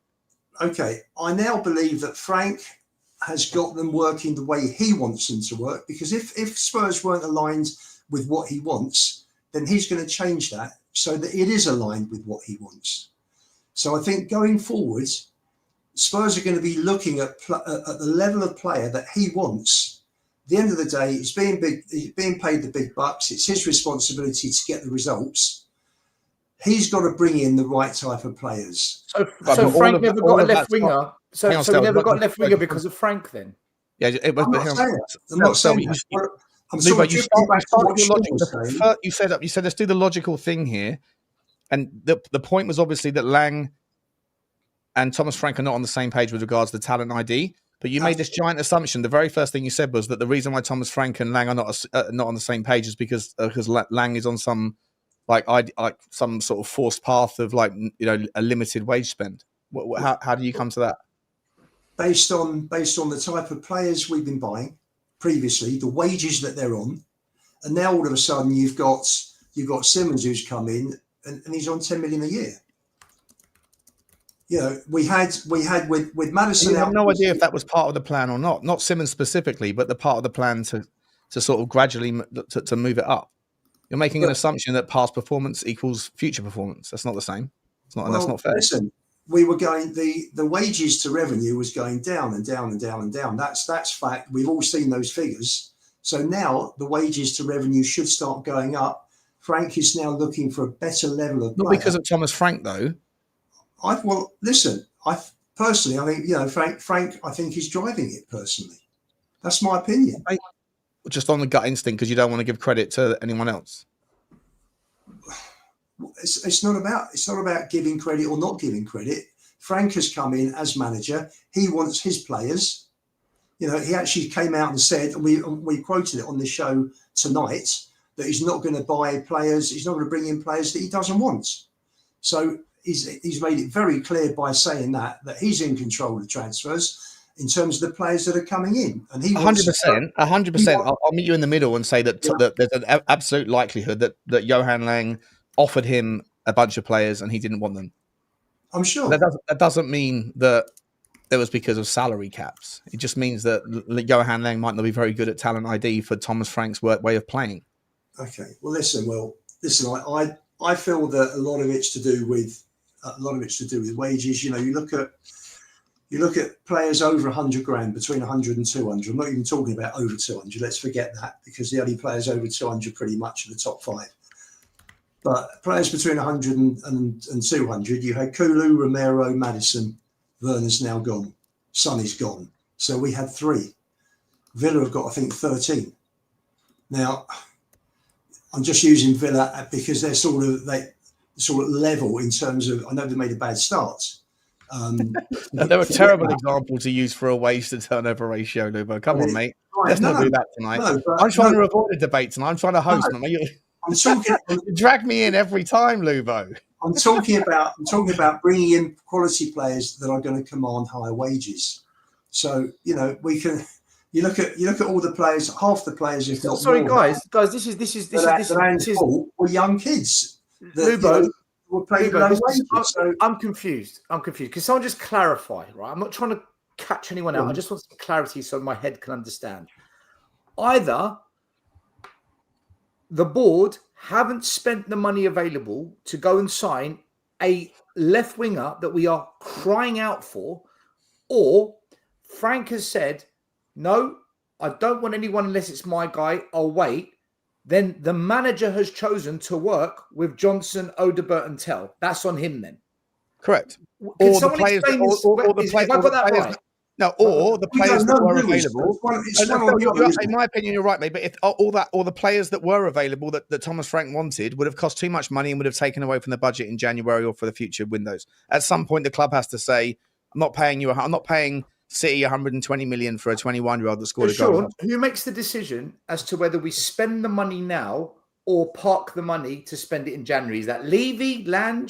Or is that It's the hard manager? to know, isn't it, without the No specifics? idea. Look, I think, Sean, I think, I mean, you make the point about opportunity cost, which is a valid one, right? I.e., we spend too much on someone now, that maybe creates us an issue in the future. But at the same time, you can have that the other way. There's a huge opportunity cost of not signing a left winger, Sure. because it could mean that we don't qualify for, finish top 5, right? And Of course. all of us, I think, acknowledge that the left wing was an absolute priority, and we had a whole summer window, plus the argument that we should have been succession planning for Son better anyway, because we knew he was declining, and you knew he was our marquee player that we needed to replace. So, I think there's a whole number of arguments there. But we'll you can never make know on around any of that those fronts, mate, because we they're different. They're new reality timelines, aren't they?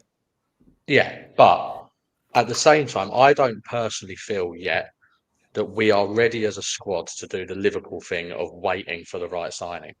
I think when you've got a glaring hole in the team, which we have on the left wing, which could ultimately cost us, in my view, and that left wing signing was as important as any other signing for me that we have made, I don't think it's good enough to accept the argument that we didn't sign someone in that full summer window. Who Now, should we it have don't been? know whether that was the board or whether that was Frank, because to your point, Frank might have made the point that, he only wanted Savinho. But to me, whoever made that decision, I'm not comfortable with that, because I think we've created a bigger opportunity cost for ourselves by making that decision. Well, you might be right, but the opportunity cost we'll never know, right? Because you could go and spend 120 million quid on Savinho, and in one reality, he gets a broken leg tomorrow. On another window, you could get you could spend nothing at all, and Matisse Tell could score 20 goals this season. Well, we're never going to know either way. Matisse Tell's not going to score 20 goals this season, Sean. Okay, whatever. Okay, Odegaard, whatever. Well, or Richarlison gets out on the left. And fine.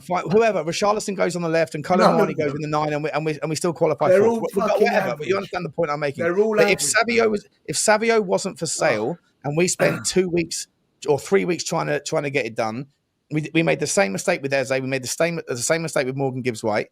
If Thomas Frank is asking the director of football, whoever it is, Lang, Paratici, whatever, these are the players I want, and they made the phone calls, and those players are not available, then isn't that a combination of both the club saying the only way you could get them is if you're paying double the money that they're worth, or Thomas Frank is saying, I'd rather just wait and see. Think there's a plan?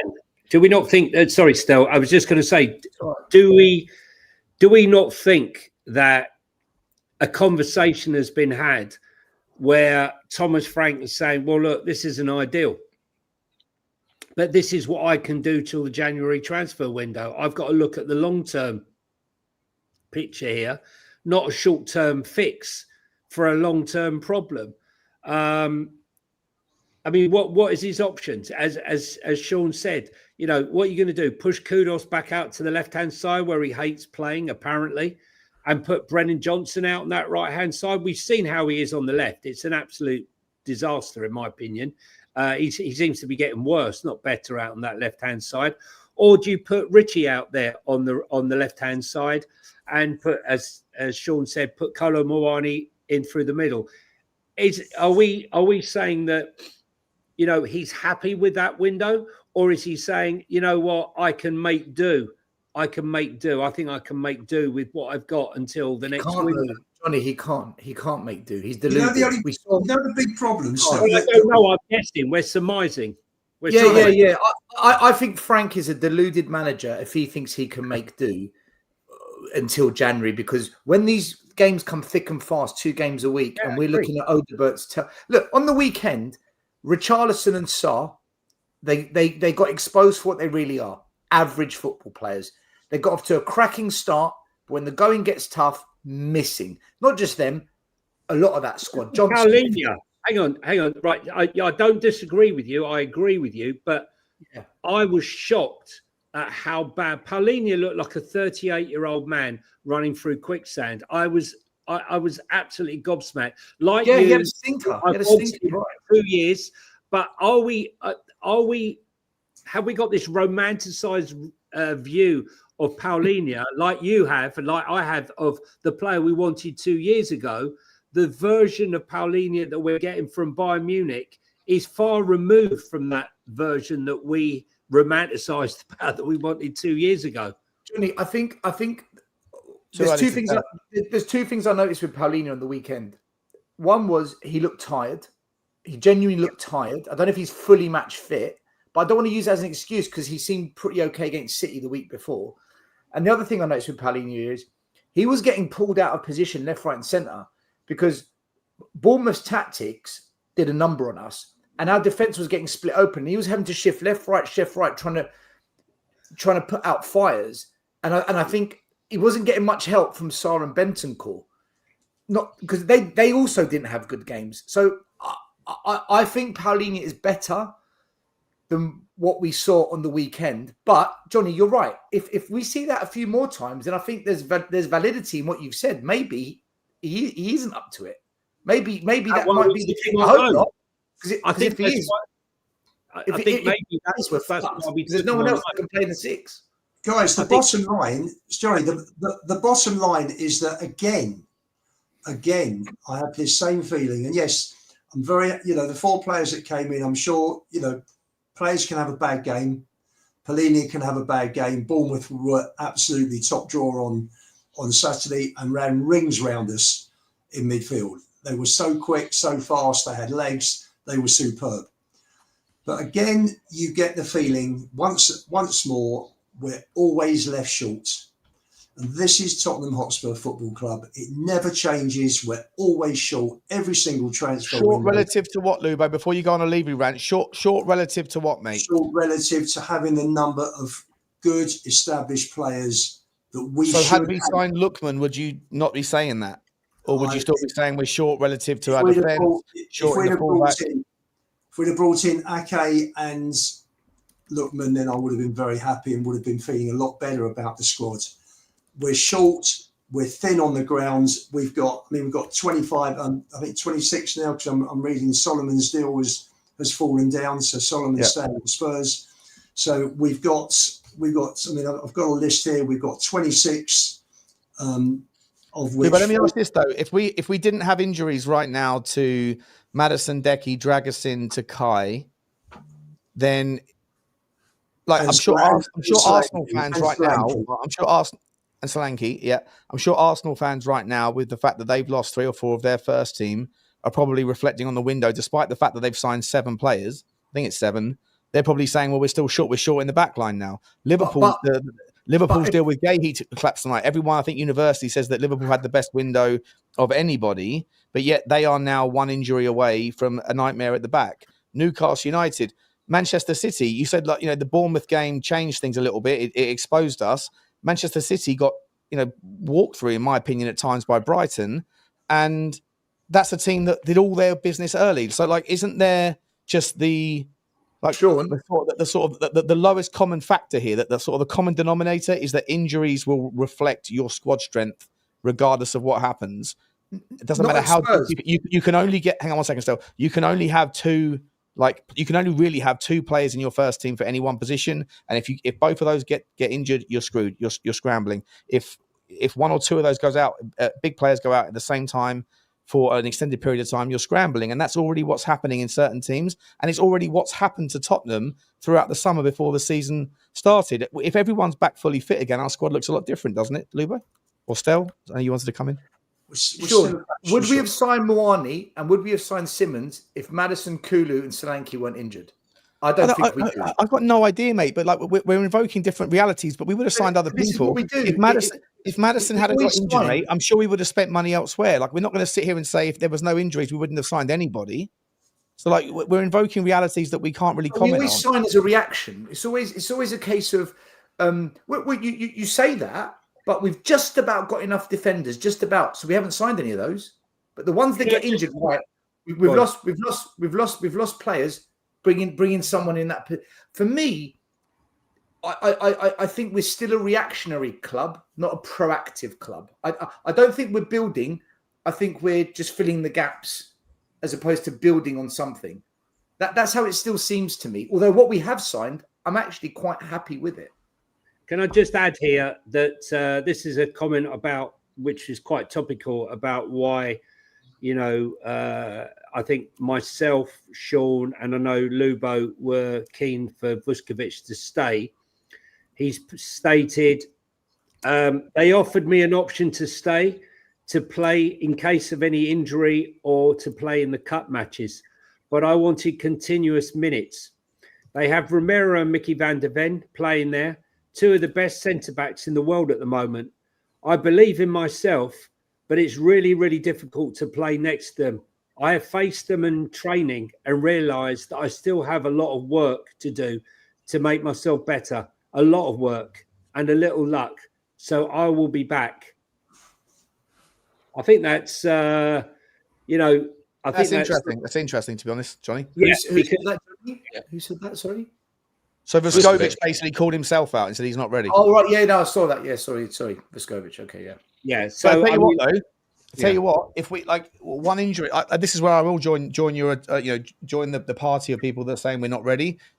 I'd rather have him than whoever it is that's going to have to come in off of the junior.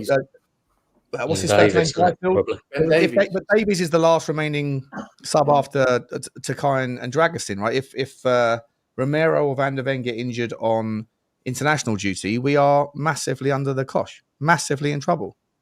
But I guess that's. It's like injuries are by the by with football, but at the end of the day, we have no depth. So I 100% like concede that we should have got a centre back. 100%. Yeah, I think the challenge with the injuries debate, and you're right, like everyone is impacted by that. You're only going to have a certain number because the squad size has to be a certain size, right, as well. So you're only.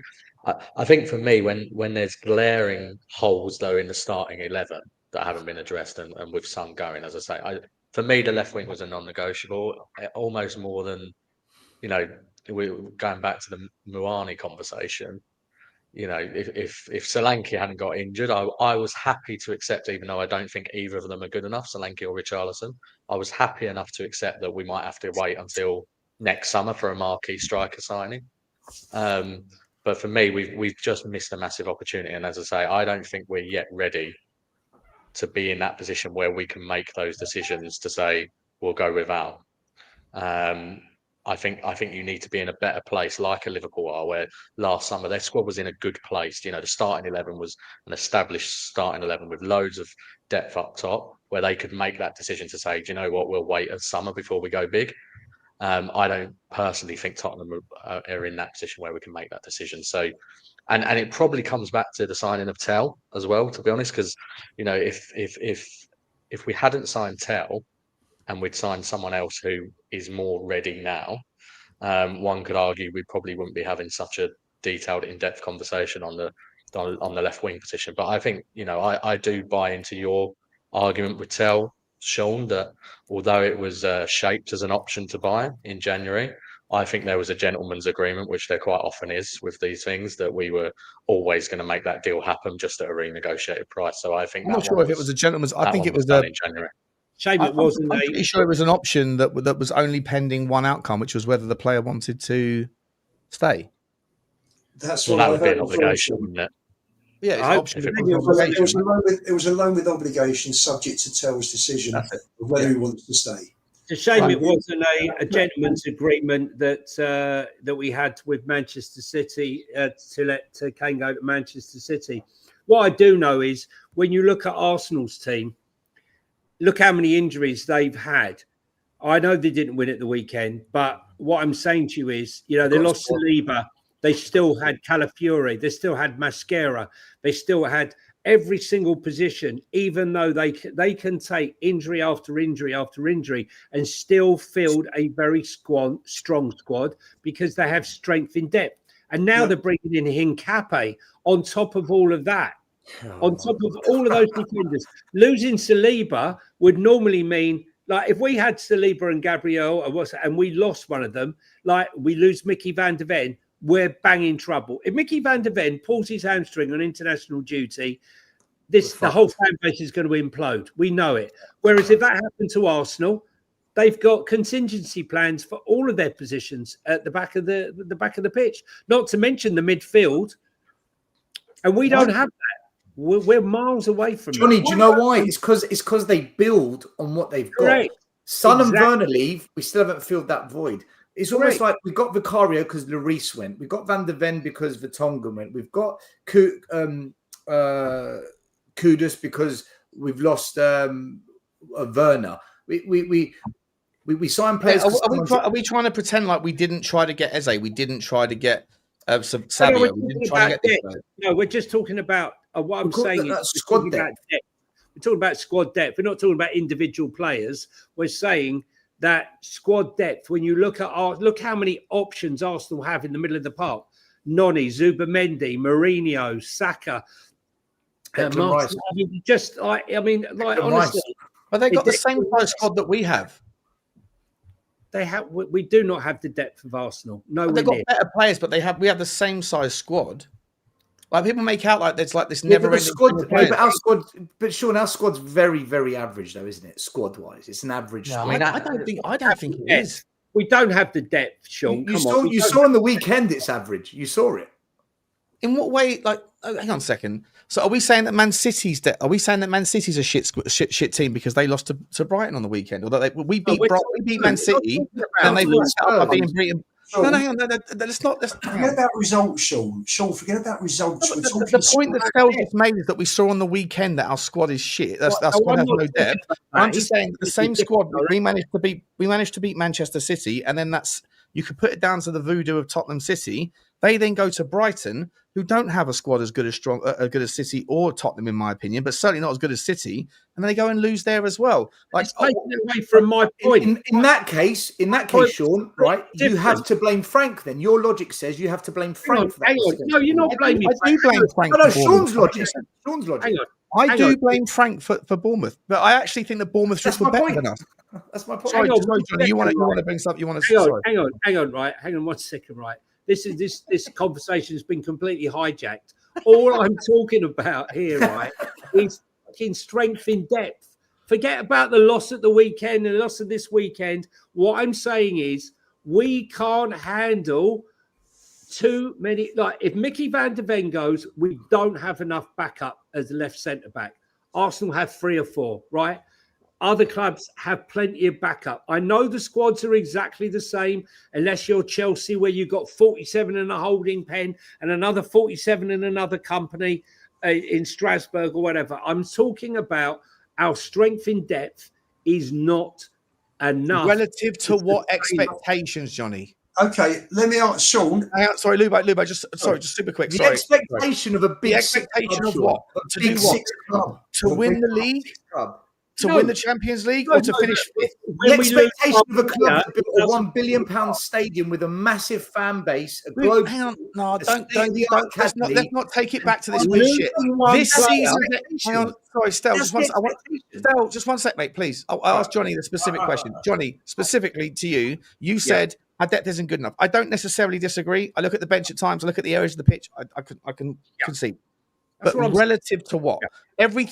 Every point everyone has to make about some bigger picture thing has to be relative to something. Is the expectation that we are going to finish fifth? And if so, are you still saying that the squad isn't good enough to do it? If it's relative to Liverpool, I agree with you. No, I'm saying I don't want to be in a position where it's so glaringly obvious. And we've been in this position before. Defensively, at Spurs, we say, when the window closes, we are one injury away from an issue, right? One. Same as Liverpool, though, right? No. Well, now. Yes, Liverpool. Yes, because they didn't sign. In the same area of the pitch that we are. Right, hang on. And relative to their expectations, which is league titles and Champions League victories, it's a big deal as well. Hang on, let me finish, right?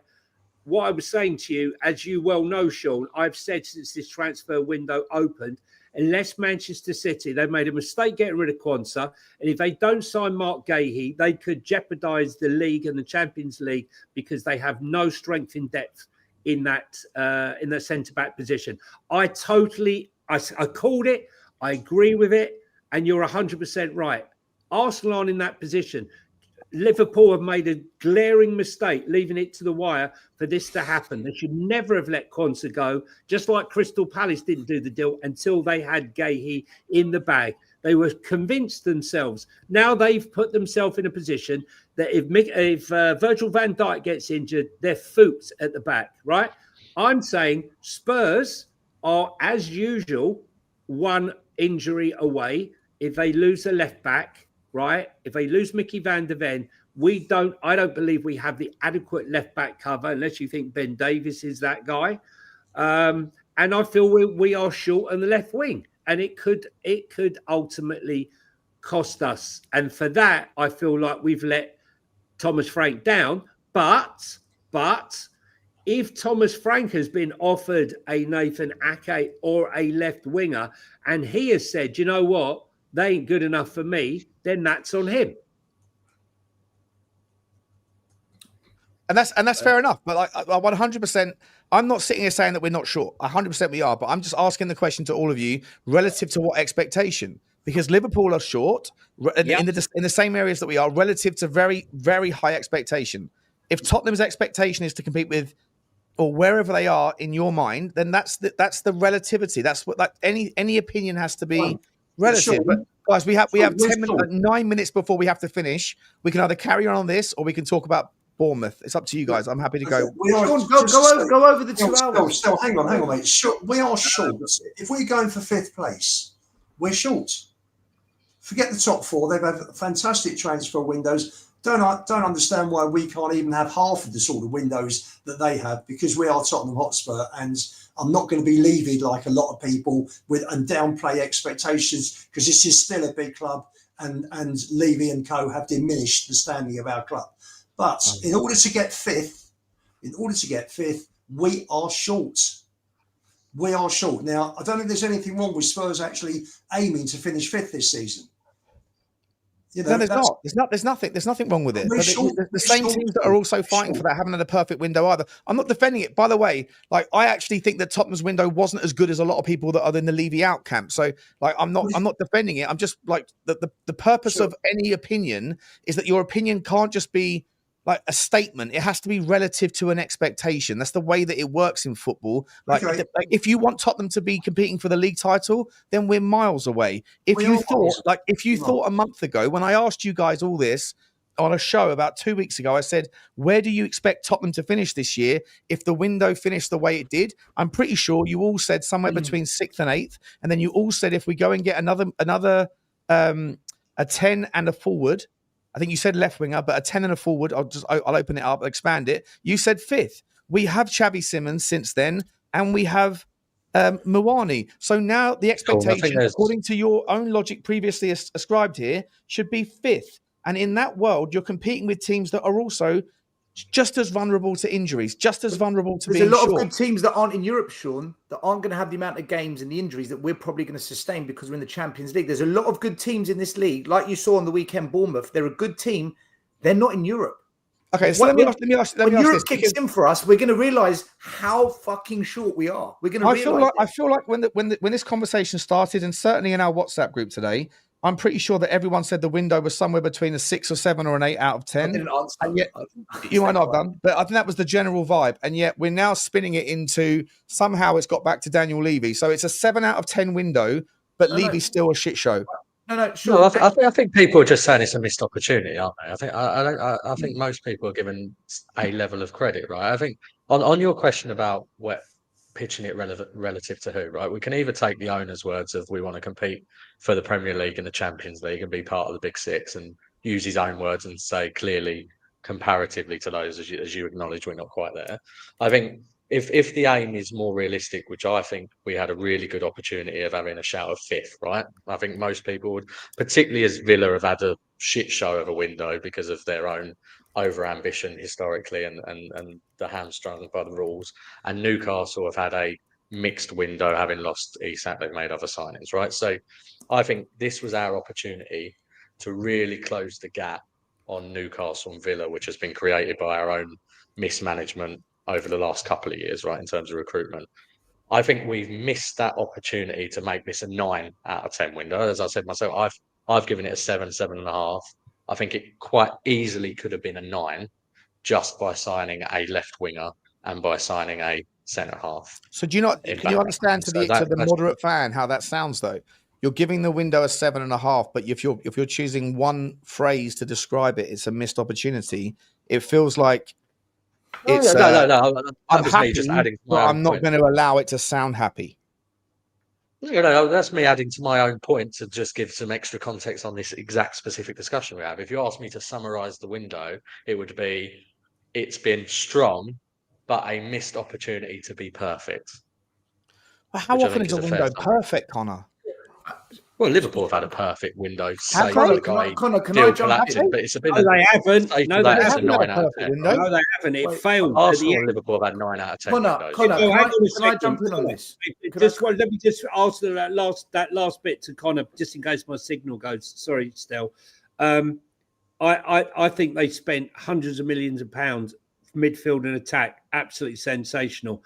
But they've made a huge ricket. Said it before. You sold Quanta to buy Leverkusen before you had Gahey in the bag, and now you've got They have signed Leone. Leone for 30 odd million as well. Who's a decent 18 option. So hang on a it's second, still right? a 9 out of 10 window. He's an 18-year-old kid, right? Who is, yes, he's been called up to Italy, right? But he has got no experience in the Premier League. You've got Joe Gomez, right, who is injury prone as anything. Kanate, who's having brain farts every week.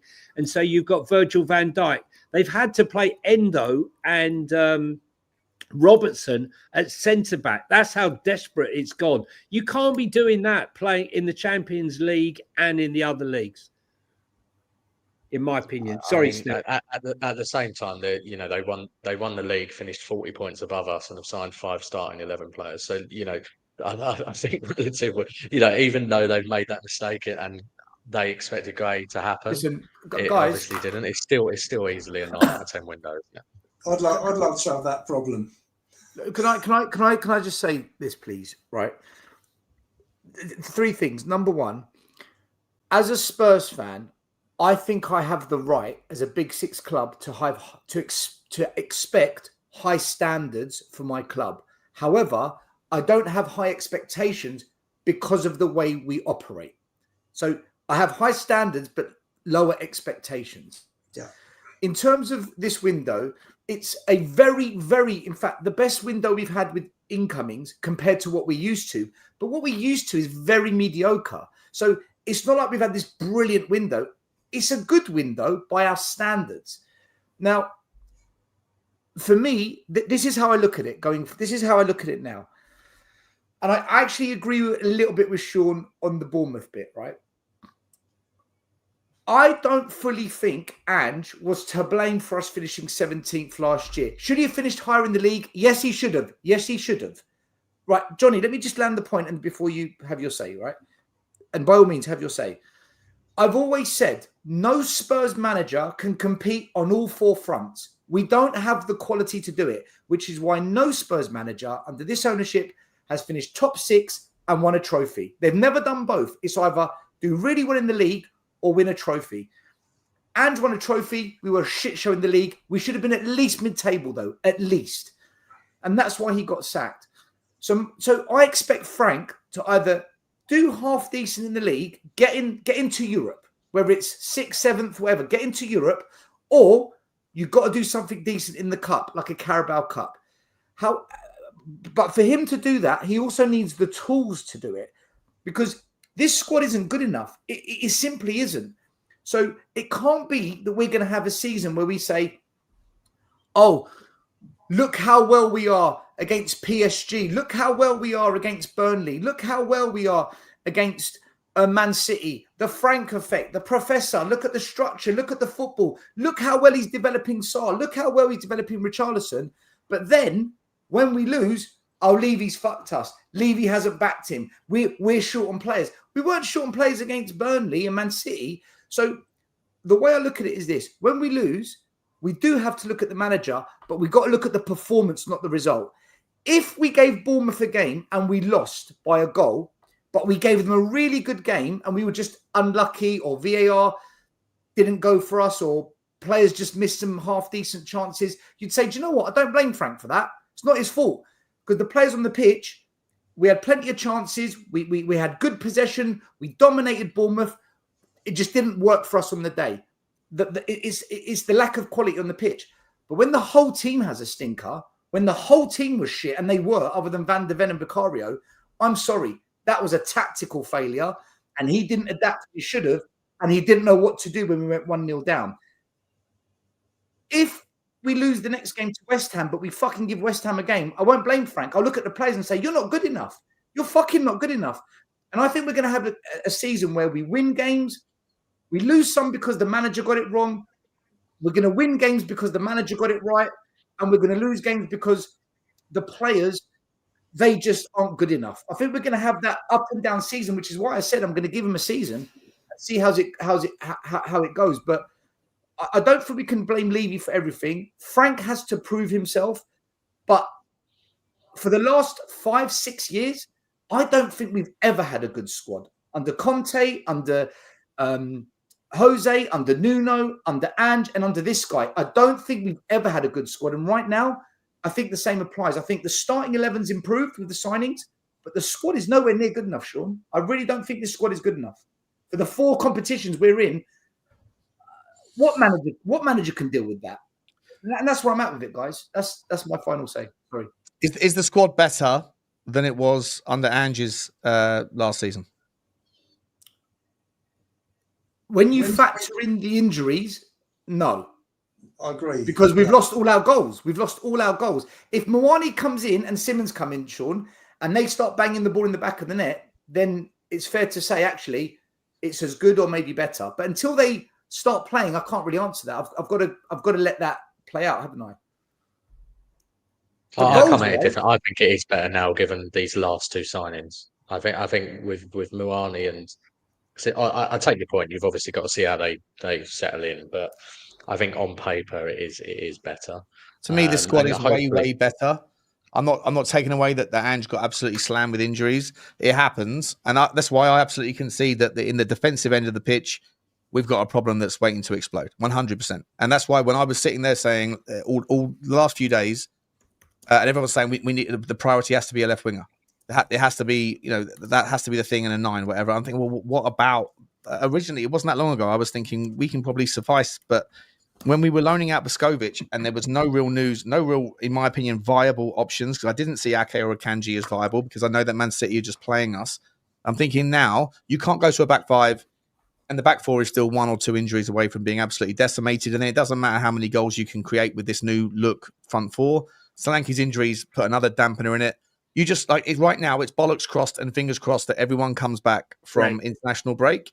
And if one of those back 4 get injured, and by the way, I would actually make the argument that Jed Spence is the least, the most valuable player in there because he has the versatility that no one else has. And if you're sitting there thinking that, don't worry about the left back and the right back because Jed Spence can play at either, that versatility is a blessing, but it's a curse because if the versatile player gets injured, you lose that option on both sides. Same with people at the top end of the pitch. Guys, we can carry on for like 10 more minutes. We've already broken the 2-hour barrier, so I'm done. The admin stuff is problematic, but if you want to carry, anyone wants final say, we can do it. We've got some super chats to go, and then we can round off. Anyone hasn't had their say on this particular topic or the window in general? No, we're just a fraction short again, aren't we? I think January is going to be really important for us. Really important. I just hope we can stay in the top half of the table, so we're there or thereabouts for the challenge for 5th. We can stay in the cups. Champions League, we've got to be relevant till Christmas. So the last 2 games we've got something to play for, which hopefully we will, because it's not the worst draw that we've had. But none of those games will be easy. So as I say, it's fingers crossed that all players don't get injured. We're going to pick up injuries. I just hope they're not long term and they're not absolutely key players. Otherwise, we are stuffed. Quick question. One thing to add, just to be sorry, Sean, just to be give a little bit of positivity. I think the draw in the Champions League is really, really kind to us, and I do think they're actually, if we get the results that we should in those games, I think there's some games hopefully later on that you can make a couple of changes in and rotate a little bit without obviously jeopardising the result, and obviously also getting an easy draw in the Carabao. That's another one where you're not looking at necessarily having to play the first team. So hopefully if we get fortunate with draws like that, that will help the whole squad piece. But I agree with the fundamental point. Super quick before I do the super chats, Connor, I'll start with you. Just to clarify, so what's your rating out of 10 all in on terms of the squad? And just so I understand, because I think there is a difference. I think there is something going on with the narrative tonight that the rating of the actual window is different to the rating of the club. So, like, I'd like to know what you think about the window. Just like a one word, a one number answer, and then if it's different, do you have a different perspective for the actual club? Because I feel like there's a different narrative. There's two different narratives here. Solomon's fallen through, by the way. Yeah. I think he might be going Villarreal now, mightn't he? But yeah. So on your question, 7/7.5 for the window. In terms of the squads, I think I still think we've got an outside chance of finishing fifth. Personally, I think if we get fortunate with injuries, I could see us being anywhere between fifth and eighth based on injuries, because I do think Frank's a great manager, and I also do think that actually, we've already seen the start that Villa have had. Newcastle already playing catch up as well a little bit, right? So, and it's gonna depend on how quickly some of their signings settle in as well as ours. So, yeah, I for the squad, I'm probably like what am I rating the number relative to? No, sorry, it was more around for the window in terms of how we did. But no, sorry, the second part was like, how do you think the club? Because I feel like there's another angle here where you feel like what we've done well with, but it seems like there's something in the kind of zeitgeist here that you guys are all saying that the club didn't do well enough. Like the window's good, but like somehow, I don't know, whoever the decision makers weren't backing Thomas Frank or something. Like, is there a separate kind of vibe here, or is it? Are you just 7.5 reasonable? Because I feel like when you say like it's a missed opportunity, that's your missing piece, isn't it, to get you up to a 9? Is that missed opportunity piece? I think that is and to your point, who knows who that might have been. Frank has made that active decision that he didn't want any left wingers, in which case some blame goes there. But to me, it feels like we could have just gone that extra mile. We haven't quite gone it, so that's why I can't give it a 9 or 9.5. I have to land on 7.5. Okay, fair enough. Yeah, sorry, I'm trying to clarify what I mean. When I talk about the club section, I'm thinking like, if some of our luck or some of our business has been luck or opportunistic rather than plan. I'm guessing that's where I'm coming from. Like we might have ended up with a 7.5 window, Connor, but how much of that is down to a coherent plan that's been enacted, or how much of it has like been stumbled across because of the lucky side of things falling apart elsewhere? I think it's a bit of both. I think Simons and Muani are quite clearly opportunistic signings based on what's happened with the other clubs they thought they were going to. But at the same time, I think both of those players would have been on our long lists. They're players that we would have added interest in, and I don't think it's necessarily a stick to beat the club with that they make an opportunistic deal happen, because that's a positive as well, right? Wrapping up a deal very quickly when it comes. It is a positive, but there definitely was a problem, I think, still with that clear plan. That was probably not helped by the fact that Frank came in as well, after a couple of weeks, and obviously you're working with a new manager, you're getting used to, and this is the problem with continuously changing managers and directors of football, that you're having to continue to change the way that you operate. So hopefully Frank continues to be the right man. We've now got Lang and Paratici, and the club can go into the January window better prepared, but whether that happens or not, we'll see. Didn't Thomas Frank say he wanted another centre back? Yeah. So therefore, the board have failed him, in my opinion, in that department. He stated he wanted one. He didn't say I need this, that, and the other. He said, the main thing was. I'm not sure if there was a direct. Was there a direct quote? There might be, but I don't remember a direct quote. But there was definitely an intention that. I mean, Ali Gold was pushing that narrative the entire summer, Johnny, right? Well, yeah. Can I just ask one other question? Do we think Steve Parish done another one on Daniel Levy because he thought he got Solomon out on loan, and he was given a 2-hour extension, and when the window was closed, so they gave him a 2-hour extension, and he turned around and said. No, or maybe it was reversed. Maybe it was reversed. No. It says that Palace pulled out. Oh, fair enough. They were given a 2-hour extension, and Palace pulled out. Maybe that might have been some political pressure based on responses on X or whatever. Maybe he pulled out because Levy called him up and said, "You're a muck." No, you know what it is. Don't No, wanna you know know. what it is that they signed. They managed to do the signing, last minute signing of the player they didn't think they were going to get hold of. I shall tell you his name. Where is it? Oh, here we are. Palace complete Uche signing. Crystal Palace had completed the signing of Christianis Uche for a fee of £17.3 million. Good player.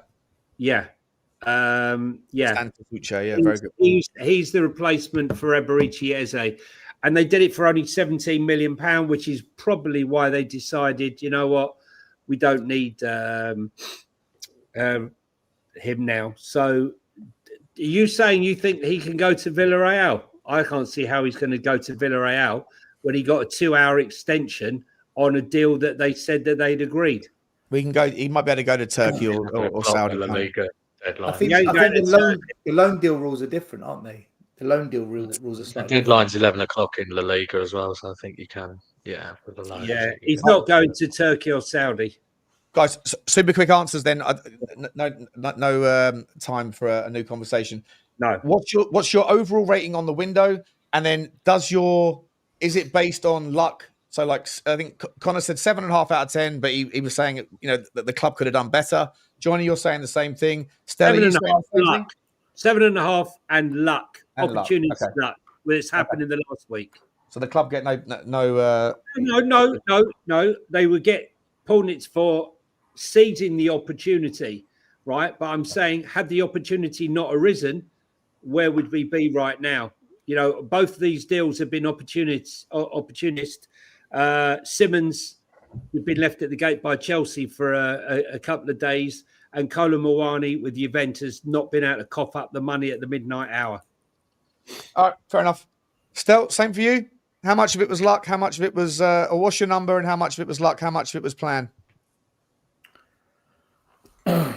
6 out of 10. I think once November comes and we're playing 2-3 games a week, everyone's going to see that it is a 6 out of 10. In terms of luck, I don't think it's luck. I think it's all planned. But it's not planned the way we want it to be planned. It's planned their way.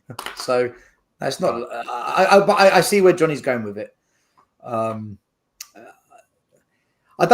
just don't see the plan yet. I don't see the plan. Lubo?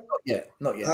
In terms of the level of the quality of the players that we've brought in, whether they're loans or purchases, I give it definitely 7 out of 10. Purely because we needed more than 4 because we've lost 2. And Takai I'm not considering yet because nobody knows. He hasn't even had a minute's training. In terms of the planning and the strategy towards this window, I give it a 2. But then I'm encouraged by the fact that Frank, I think, has got to grips with it. He's come in and he's seen what needs doing, and I think we'll be much better prepared for January. So I hope so too, mate.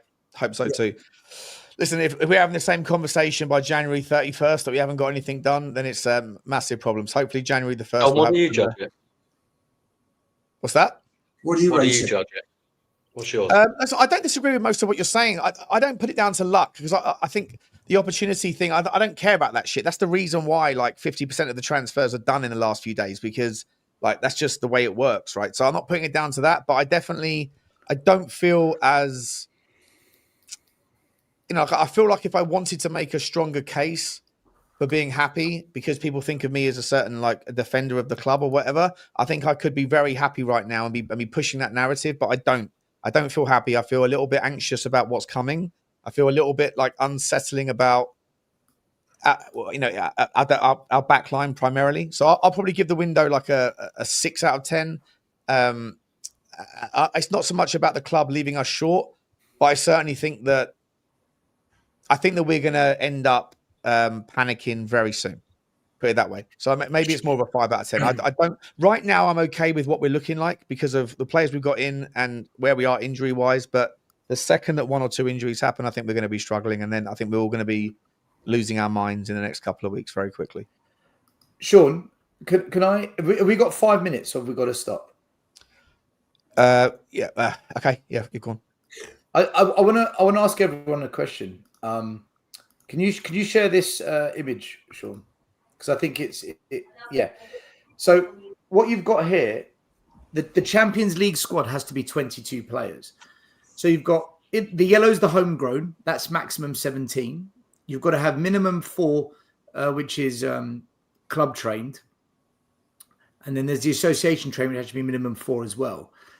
We're going to have to drop players out of that non-homegrown and add players in the other column. I've highlighted Dejan, Takai, and Dragusin because they're injured. But if we take them out, then we literally have no defensive cover other than Danzo. What do you guys see us doing? Because we got to think about this. We need to put in a strong 22. All our signings are in the list as well. So I haven't missed anyone out. Muani's in there at the bottom at 21. That 21 has to go to 17. So which 4 are you taking out of there, and who are you adding to the club trained list? Do you want me to start? Anyone? I'm just putting it out there because I looked at someone at. By the way, shout out to Mark from Nuffield Gym. He's one of the guys that works there. He's a big Spurs fan. He watches the show, and he showed this to me today. We're having a chat about it. I thought, mate, this is a conundrum. I'm glad. I said I'll bring it up on the show tonight as a quick discussion point. Especially if Mickey van der Ven gets injured or Romero gets injured, what are you going to do then? Yeah, so I mean, for me, Kulusevski won't be registered, will it? Because you can redo it in January or whatever, can't you? So that's I think right. he definitely won't be registered. I thought Dragusin was not going to be back until the end of the year, but it sounds like he might be back sooner now. I'll take out Tell personally. I wouldn't. I think Odegaard and Tell are the ones you potentially look at. Yeah. What about Takai? You take Takai out as well? Then you've only got 2 centre-backs left, Dragusin and Danzo. Then you've got a problem. Unless you want to put Archie Gray, unless Archie Gray's playing your centre-back again, or you're playing Jed Spence as a left centre-back. Is that what's going to happen? I think Archie Gray has to go in because he's association trained. He'll be in. He's okay. So you got to take 4 out of the left-hand column, haven't you? Well, but you've got to meet the other criteria of club trained, I think, and association trained. Well, we haven't got. Still, we haven't got. That's the problem.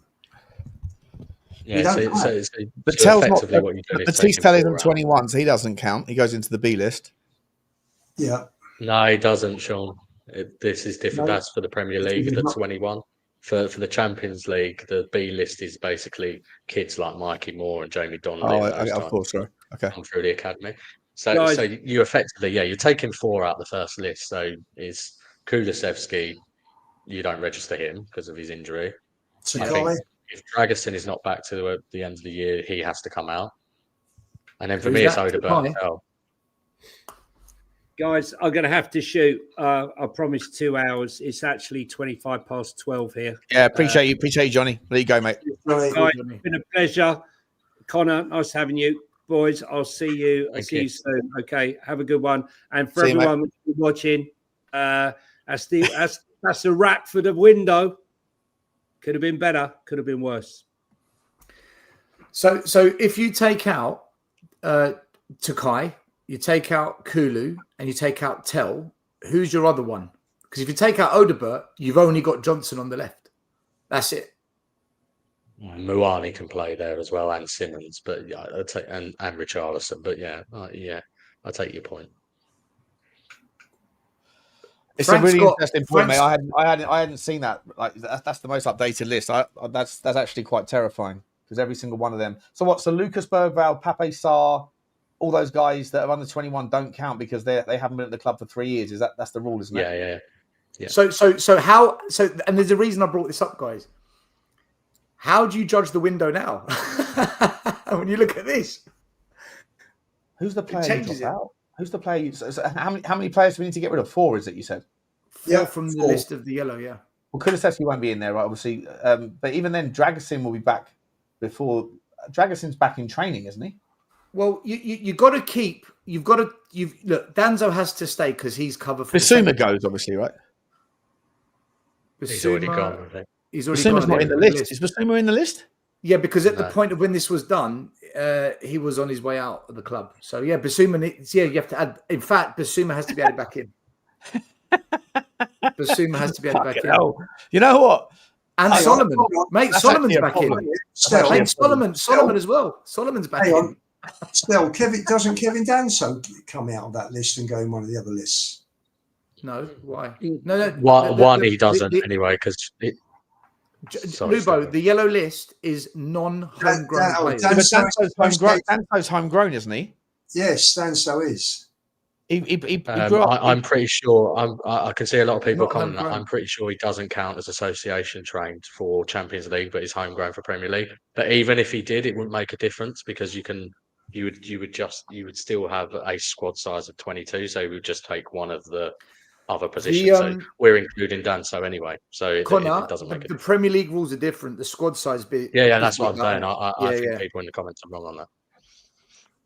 Guys, this is a conversation we're probably going to need to pick up on. We've got plenty of time. It's an international week. We can pick this up on Thursday. But still, I mean, I don't know how we got through 2 hours talking about basically one transfer. And we didn't even talk about the Bournemouth game either. But we got Thursday, Sean, haven't we? Well, yeah, we'll do it on Thursday. Let's discuss this on Thursday. So I'll put it in the group. Everyone's going to have time to think about this one. All right. Thank you for sharing, though. Guys, we'll do some super chats, and then we're going to round off. Chad the Bolt, big up to you, says Johnny is bringing back the mannequin challenge. I'm guessing that's from his freeze, his super freeze that was going on there. Appreciate you, Chad. Hope you're okay, mate. It was great to meet you the other night on Friday. Danny Kiriakou says exactly what Sean said. If we can't get Savio or Semenyo, guys, what are we doing here? It's clear we want class. Savio or Semenyo join in next summer. Yeah, look, I mean, I agree. But look, January is the next window, and January's you're always paying 30% more. So if you weren't willing to pay 30% more in the summer, anyway, we'll talk about this on Thursday. Big up to you though, Danny. Appreciate you, mate. Phil Coy says, didn't Xavi Simons and Randal Kolo Muani play at PSG together? Dynamic duo. Probably did, didn't they? No, Xavi Simons. Maybe. No, how long did so Randal Kolo Muani only played at PSG for one and a half year for 18 months. So in that time, wasn't Xavi Simons on loan? Was he at loan on? Was he at loan at PSV Eindhoven? I forget. Either way, no time to discuss. Appreciate you, Phil. If it is true, then yeah, good chemistry. Good chemistry. Bourbon Buzzard says, Plan A, Morgan Gibbs-White or Eze. Plan B, no idea, but reactive. Plan C, take a punt and say we tried. We have to be better than this. Lucky the punts worked. Well, that seems to be the takeaway from most of the guys on the panel tonight. And I can't disagree. Payne, less incentive for the players to buy into the club. I'm not sure what that's regarding. I think that must be about the whole option obligation thing. Appreciate you, Payne. Thank you very much. Foggy Martin says this. Sorry, did someone say something? No, I was just going to say that. I think the last comment was to do with loans, possibly. If you're not, yeah, about the option versus the obligation thing. Yeah. Appreciate you, Payne. Foggy Martin is saying this window has built a better 11. In my opinion, this allows us to go out in future windows and add the depth, but we need to go and spend 200 million next summer. I gotta be honest, guys. I haven't sort of spoken too much, but I'm pissed off with the summer. If I'm honest, I don't think it's. Not that happy, to be honest. Kudos and Muani up top with Simmons in behind, says Phil Coys. Kudos and Muani up top. So you're invoking what's that, like a back 3-4-1-2, maybe 3-4-1-2. You can't do a back three without any more centre backs, mate. That's one of the biggest issues, I think. Provided they don't get injured. You could. You know it's going to happen. That is it, guys. I want to say massive thank you to everyone. 1,235 still here. It's been up to 1,700 here this evening. Massive shout out to you guys. Please do smash the like button on your way out. Please hit the subscribe if you haven't already. And please do also subscribe to Tottenham Away, to Lubo_61 on Twitter. Follow him. Follow Connor, Levy-Nomics 1882. Get over to Football Inc. for Johnny, who's dearly departed in the last 5 minutes. And also, that sounded weird. And also Spurs Talk Show and Football Heritage TV. Sava isn't here tonight. I'm not sure when Sava's back. Is he back? Is it 3 shows or 2? Couple of weeks. couple of weeks. Yeah, you forgot to mention Football Link. We always mention Football Link. You have to mention Football Link as well. Make sure you get over to Football Link. Not sure what Johnny's tag was. The fastest growing small channel in the game or something. Appreciate you all. Have I missed anything out in the admin, guys? Or are we good to finish off? Oh, very quickly. Many people have been asking me. I can confirm Tottenham away will be coming back on a new platform. We're starting all over again. We've had a meeting. We've agreed it. We go from zero again, but the guys want to do it. So it is what it is. I'll put out some news in the coming week or so. We'll be back in the next 10 days, just to let everyone know. Thank you for that free plug. Very cool. It's absolutely fine. It's absolutely fine. We go again. Connor, you've been absolutely sensational as well, mate, as always, buddy. We'll get you on again very soon. Appreciate everyone. Like, subscribe, and comment. We'll see you tomorrow on various channels, and we'll keep going. Come on, you Spurs. And, yeah, thanks very much.